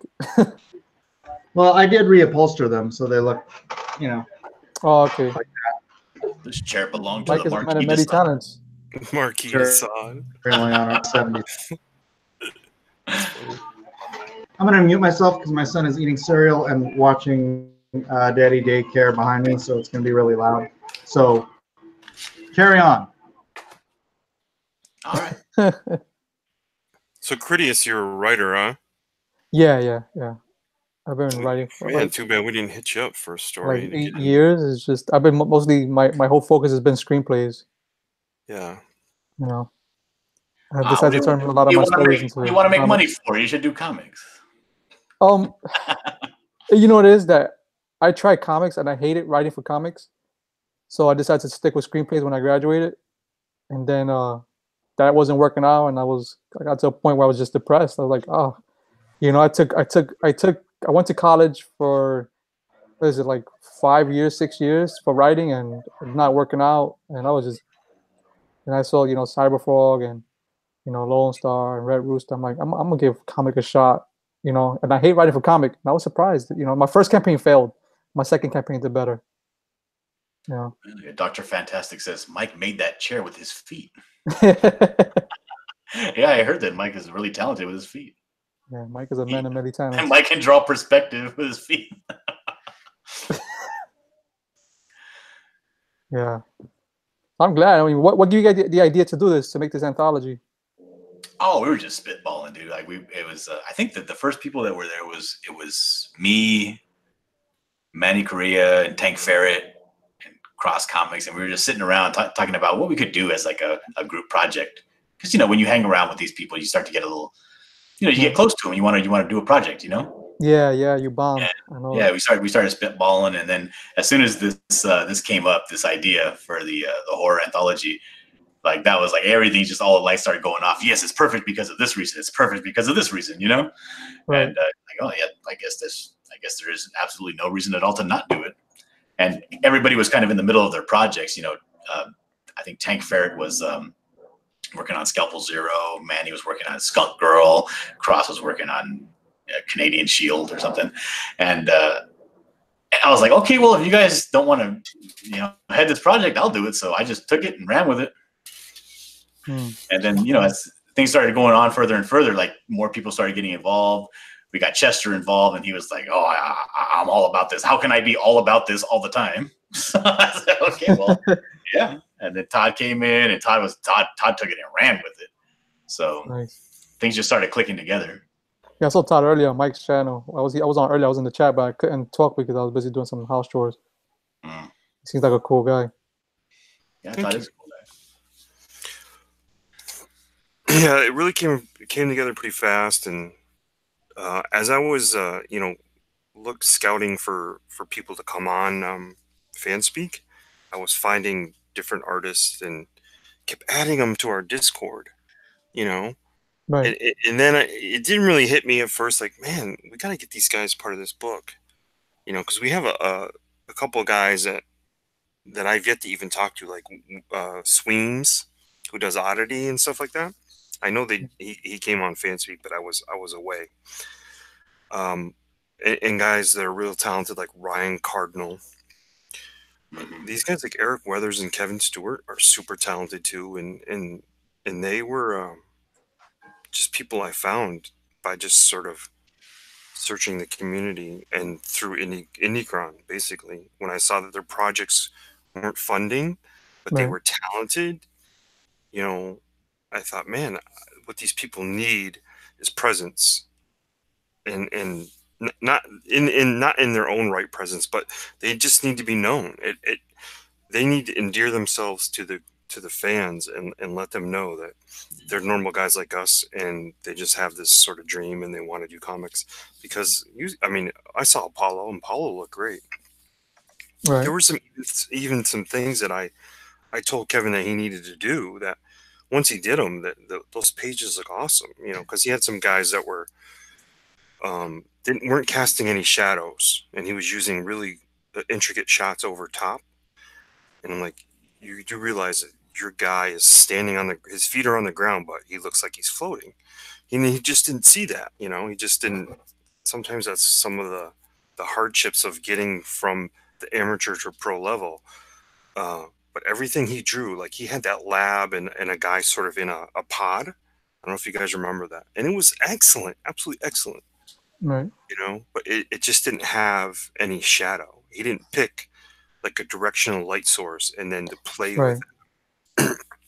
Yeah, I always had a problem with light sources when it came to like artwork. I just never understood it. There's a as far as faces go, or people or bodies or whatever, there's actually I have a resource online. It's called a light rig. Okay.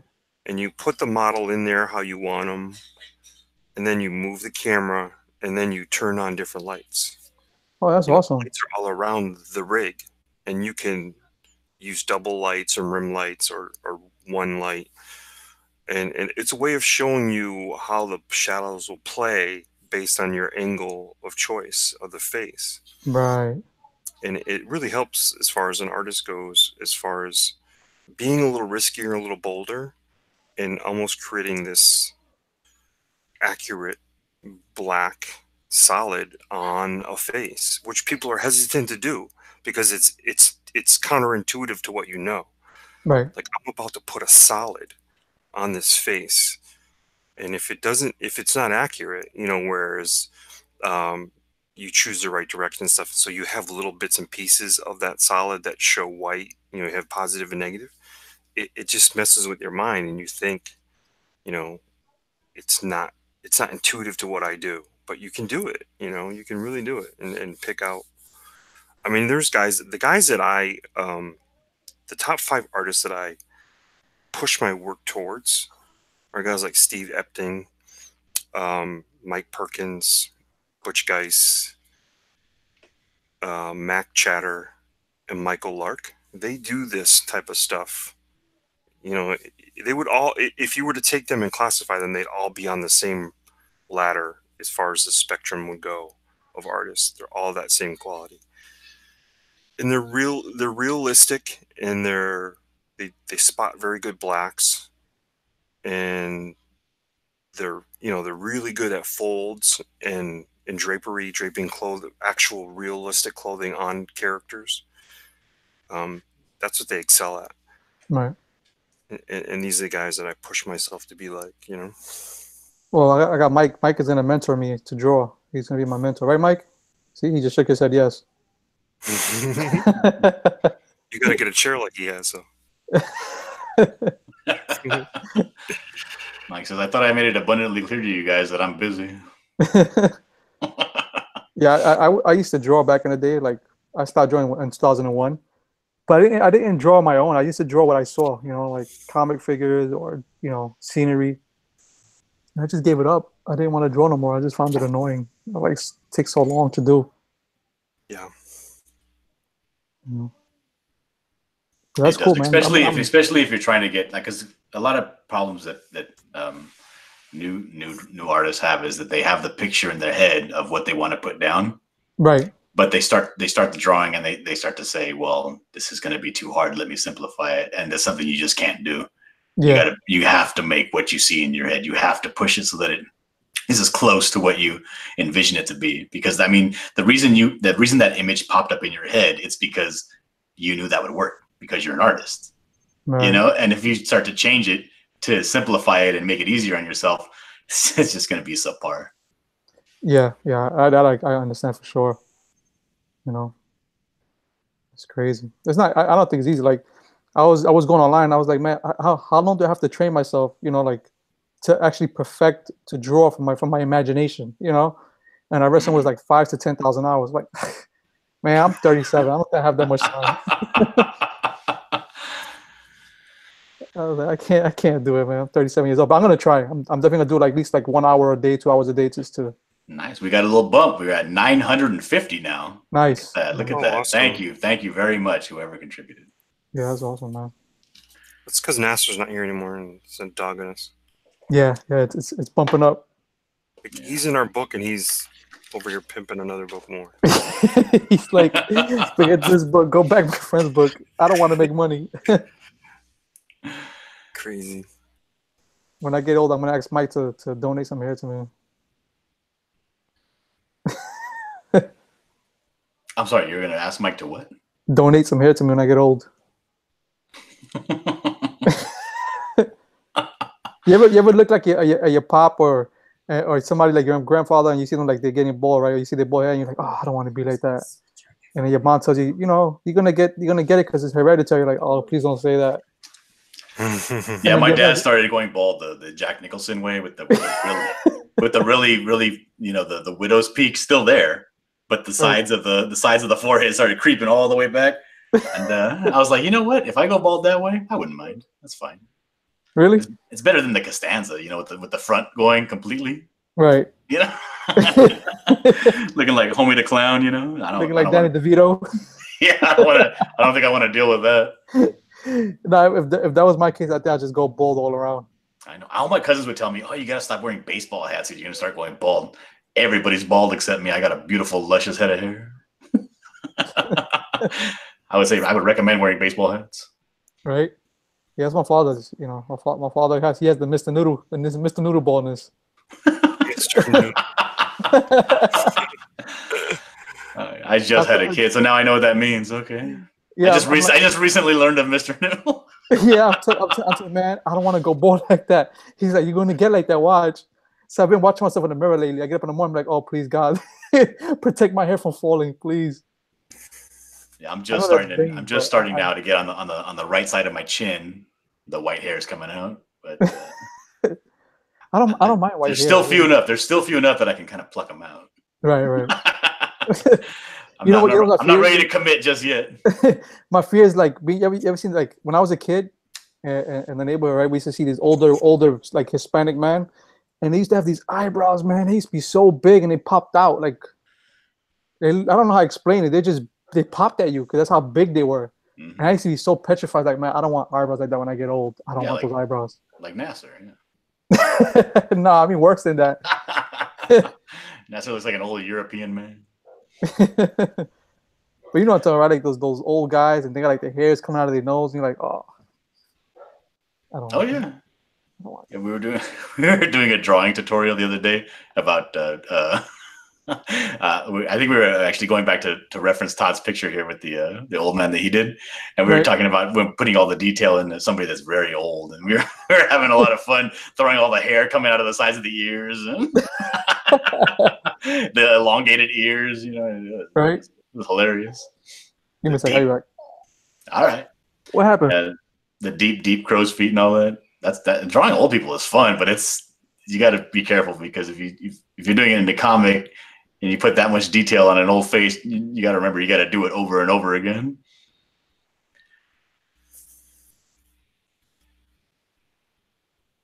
Huh, Todd? That's right. My bad. I'm sorry. My kid came over here crying. No, that's fine. But no, I love the I love when you draw somebody old or some monstrous face or some character that's in the book just for visual appeal. Right, right. Like those are the little times when you're drawing. You know, because you know when you draw a comic book, you spend a lot of time drawing fruit and notepads and desks and stuff. So how long you been drawing for? And it's oh yeah I've been drawing all my life. Yeah. But yeah, I've only been doing sequential stuff since I think September of, or no, maybe April of last year, because I started doing a bunch of fan art for Zach when his channel first started. Okay. And he was just had the ideas for this Jawbreaker book, and I was sending him a bunch of stuff like, hey, what about me? And then Malin showed up and took my steam away. But that's when I started really doing sequentials, like trying to learn how to do sequentials. Right, And, right. it was really fun, actually. I Malin had the clout. That's what happened. well, yeah, Malin is Malin. Yeah. You brought that wolf milk to the table. Mhm. Yeah, but I feel you, man. But look now where you at. You know what I mean? All I had was 2%. So. No, it's Doing good. good, Yeah, man. doing this campaign is forced me to kind of really step up the speed in which I draw as well. Right, and not only that, the fact that you didn't get on with Meyer, you know what I mean? Like, it forced you to work harder for your goal. You know, so that's awesome. You know, I try taking the advice. You know, start the YouTube channel and get people interested. Do all that stuff. You know, and I've been doing it. But this project was, the idea came so fast, and it started. I'm sorry. Let me close this door. This dog is harassing me from the other side of that gate. Dr. Fantastic says that Rainbow back to your project. Oh, thank you very much. Thank you. Oh, thanks a lot. Let's see where we at. That's awesome. No, but I've been drawing off and on, but mostly, you know, just for myself. And, you know, I never actually had any traditional drawing. I think I took a beginning drawing class in like a community college, but that was a waste of time. Right, right. We're at 9:50. That's good. Awesome. Nice. Yeah. Thank you so much for backing you guys. Thank you. I Cool. appreciate it. I hope you guys hit that goal really quick. You know, that way, you know. And all these I would also fantastic recommend extending independent the campaign artists. for the. What you guys got it for 60 days or 30? It's for 60. Oh, that's cool. Yeah. Yeah. That's what I wish I did with my campaign. I didn't do that. Because bet on the algorithm, I guess. Yeah, everybody was saying that. Yeah, I think when it first started, I don't know if that's changed, but they would say do a 30-day and then extend it. But because there wasn't an option before, but now there's an option to just start out with a 60-day. Right. But yeah, I mean, this stuff is doing the sequentials has been really fun. It's been really trying because there's a lot of stuff. I had no idea how hard it was to do sequentials, man. Like I thought it was just drawing a picture a couple of different times, but it's a horse of a different color. It's a whole different monster. Right. And it's been hard, but I've had fantastic people like Todd Mulrooney helping me out and telling me what I'm doing right, and more importantly, what I'm doing wrong. That's cool. I'm kind of thinking like if I should have done the same thing with Detective Dead, you know, get like, you know, like guess do like a creative split, you know, with the team. Mm-hmm. I think I should have done that. It probably much easier on me. I don't know. I mean, I feel that it's been easier having people also on the project, but I don't know. But Detective Dead looks really good. Yeah, it's awesome. Like, you know, I'm paying a guy a good page rate, you know, like what John Maynard recommended. So I'm, you know, doing that, and then I have to, you know, I got a good page rate on the colorist and the inker, you know. But I'll be honest, I didn't make no profit. A lot of it's coming out of pocket, you know. So that's what I'm saying. Like, I think it would have been better if I would have just split the creative, you know, the creative rights with them, and you know, just do it like that way. Yeah. But now, what is the status of Detective Dead? Well, I'm getting the pages in daily, and then like the artist, I mean, he showed me the pencils, but then he forwards the pencils to the inker, so I don't have to like, you know, go through like emailing everybody. So that's pretty cool. You know? Oh yeah. And then I get back the inks, and then I send it to the colorist, and the colorist, colors it. But I'm doing the lettering last. I have a letter. I'm just doing it last because Artie Bear's wife, she did some like editing for me, gave me some recommendations on the script. So I'm gonna just like basically do a lot of the dialogue, rewrite a lot of the dialogue. So that's cool. It's going good. But then again, you reap all the benefits having already paid out the people. So if there's any, reprints or things like that for the book, I mean, right, exactly. That's you. Yep. I want to do. I was thinking like doing extra prints. What I'm trying to do is I'm trying to get a good deal on the print because I would like to send a little bit more than I originally promised for the soldiers. That would like to be a goal of mine. As a matter of fact, my whole goal of this campaign was to get more not backers, but more, what do you call that? Exposure. More books out. Oh, okay. Yeah, I just wanted to get a big audience to send more books out because my desire is to tell a story. And I know that's kind of like I should also focus on making a profit, but my desire is more of telling story. I love to tell stories. I love to write. It's one thing I love to do. Yeah, but I mean, if you want to just make a profit, then just go work for, a comic book company. But if you're trying to do this yourself, you're going to have those growing pains and those times where you're not making a profit. Right, and I appreciate that. The growing pain because that's where you learn from. And that's what I appreciate is the learning experience because the next time around, I know what to do better. How to handle the campaign better. Mm-hmm. So that's definitely good. But I wish I would have done what you guys did. Get a whole team. That would have been much better and easier. No, I get you. Hold on. Yep. Okay, so Metreon's Cube says, so how do artists hook up with all these writers? How do we submit to the writers here? I mean, is Mike saying something or is he singing in silence? He's rocking out over there. Let me ask this. Okay. I'm sorry. Go ahead. No. I'm writing to Comics Legend in the chat. I was about to answer him on live stream, but I'll just write it to him. Oh, okay. Well, yeah, when it comes to how I hooked up with the writer, I mean, honestly, what I did was I started up a YouTube channel and just started doing drawings. I did recorded ones and live ones and all that stuff. And then I know it sounds like a cliche, but if your work is good, people will seek you out. Right. So, but the thing is, they have to be able to see you. So you have to be putting your artwork up everywhere. You have to have an Instagram, a Twitter, try to make a YouTube. I'm sorry, Todd? There's a website, and I know Mike Miller's going to remember the name of this, but it's like a spider web or something place where you can find jobs. I forget the name of it. It's God dang it! I see talking about comic artists seeking commissions. Nope. This is a website on its own that always has listings of people looking for an artist, or I want to call it Spiderweb Graphics or something like that. Right. There's a lot of nice artists out there, man. I know he knows it. No, I've never heard of that. In the chat. I went to DeviantArt today because I'm like trying to look for a manga artist because I had a book that I would like to do in the future. And I was like, man, DeviantArt just turned to like a porn site. It's just like, it's horrible. You just got to turn the safe search on. That's all you got to do. All right. Yeah, I was like, man, I couldn't search like for a good artist. Would like run into certain pictures. I was like, oh. So I had to close down the page. Got my kids around me, and I don't want to, to be scrolling through that.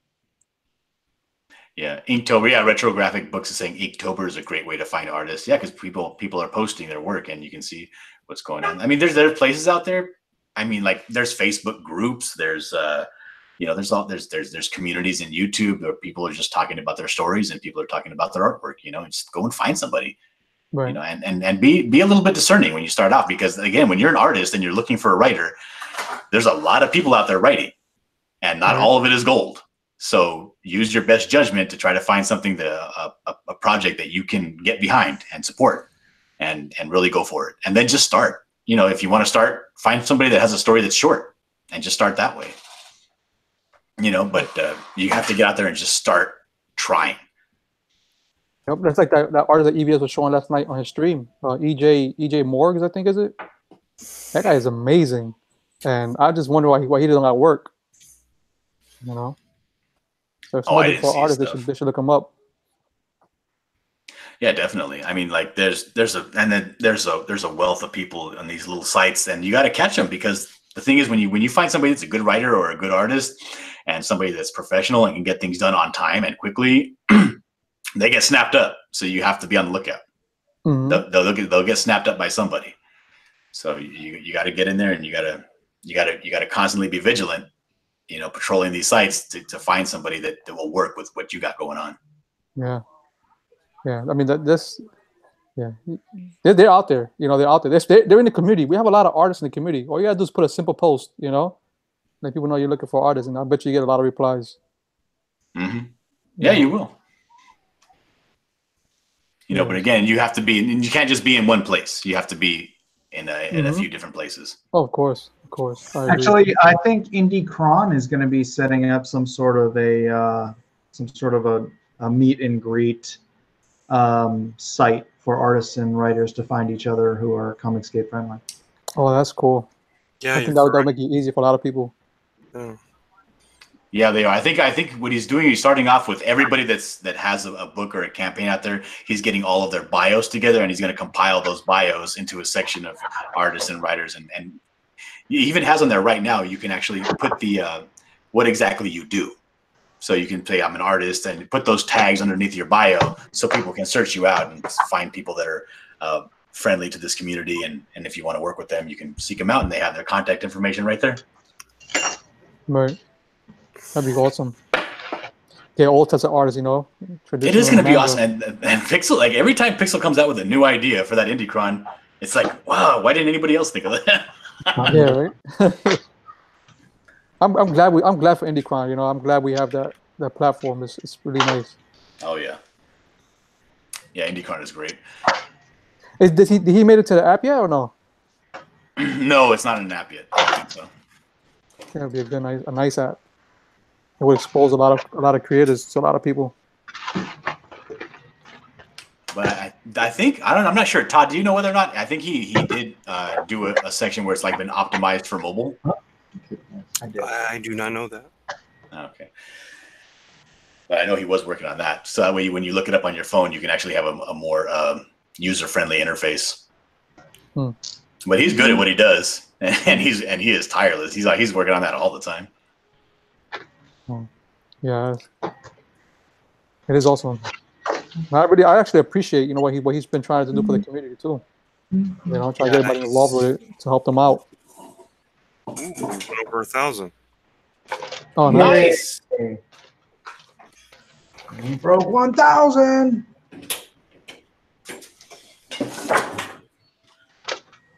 Feels good to hit milestones. Oh, $1,000.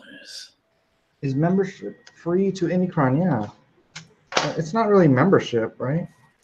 No. You can fill out a profile on their website if you're a creator. Yeah. Yeah, that's the thing. Like Pixel's he's been working on this stuff tirelessly for months and months. And all this stuff he's been doing has been coming out of pocket because it's just his passion project, because he loves Comicsgate, he loves this community. that's why I'm excited to have him part of it, you know, because he gives so much to us. Just to get him part of it is a big deal. Yeah, I remember when me and you were on my show. We were just trying to get Pixel to join. We're like, dude, just do a 3-page story. Just write it. We'll find somebody to draw it. Like, I can draw. Right. What's up, Mike? I say these chairs are terrible. Are you getting tired over there? Are you getting exhausted? I need to make some coffee. I'm supposed to promote on Ethan's show tonight, but I don't know what time he's up for it. You know, Ethan, sometimes he just falls asleep and then wakes up at like 3 a.m. Time to work. Time to work. Do a live stream. Yeah, 1,020. Yeah, that's fantastic. I definitely gotta be grateful with Ethan. You know, he's helped my project a lot. You know, he allowed me to get on his platform. Yeah, talk about another guy that works tirelessly. You know, and he promotes and promotes. He's a promotion machine. Right.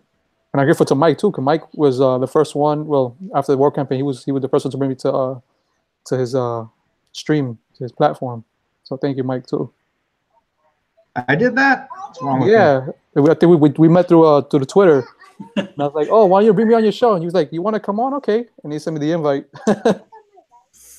Yep, that was the first person that gave me my Mike's the first person that gave me my break into this community. Was I had won the fan edition of the Drawn and Quartered, and I was on his show, and I was harassing him tirelessly about, you guys can't handle this this amateur coming on and showing you up. And finally he was like, well, then get on here and prove me wrong. Yeah. And I guess I did. Yeah, I got Antonio on there for the first time too. I dragged Antonio out of Twitter to come on my show. Antonio Bryce? Or Critias here? He abandons me for Ethan. Whatever, Antonio. Yeah, two Antonios. You got two Antonios in your show. Yeah, that's right. I've just got a thing for Antonios, I guess. Yeah, I know. Might as well be a mob boss. Don Michael Corleone. Yeah, but in summation, because I got to go right now. My wife just got home with dinner. I finally get to eat for the first time today. Let me go back and screen share what I'm doing. Why am I showing just my icon? Okay, there we go. But yeah, Tales from Beyond the Gate. This is the project that I'm the project owner, evidently. It's going to be a fantastic product, and I don't hesitate to recommend you guys going and getting this. I'm very proud of it, and I'm very proud of all the people that we have working on this project. We're all working tirelessly to bring you the best product that we can, and we have many talented creators. And I do appreciate Mike. Thank you for having me on. Yeah, bro. And I hope to see you again in the future. But I do gotta get out of here. And don't forget to go and check out my channel. I have a channel called John Dillard Gaming the System, and where we do live draws, tutorials, and hangouts and speed drawings. So thanks again. Yeah, I'm gonna get going too, Mike. I appreciate you allowing us to come on and use your channel to promote. It's very gracious of you. No worries. Actually, I'm going to wrap this up anyway, so why don't you just go ahead and give out all your promo or your info. You can find me at Ignition Get Tuned In on YouTube. You can find me most nights on Fanspeak, Chester Busby's channel, and my Twitter is @MarooneyTodd. All right. John, you already did? Yeah, you can find me on Facebook, Twitter, and YouTube, all under John Dillard Gaming the System. All right, Critias. Yeah, I guess you can follow me on Twitter, Score Comics, COMMIX at the end, and I also have Detective Dead on Indiegogo, which is going to be the next big thing to Lone Star. So check it out. I'm giving you credit, Mike. Giving Lone Star a higher authority than mine. All right. And don't forget, everybody, themegcomic.com, themegcomic.com. If you want to check out my next offering, it is it's all done, ready to go to print. We're just going to try to get the numbers up a little bit before I do that, now that I have the full faith and backing of the original author and our friend Ethan Van Sciver, who promises to help me pimp that up too. Could you guys make more noise in the background, because that would be great. All right. Thanks everyone for being here. No, thank you, Mike. Aloha. Later, Mike. Bye-bye. Appreciate it, Mike. Later, everybody.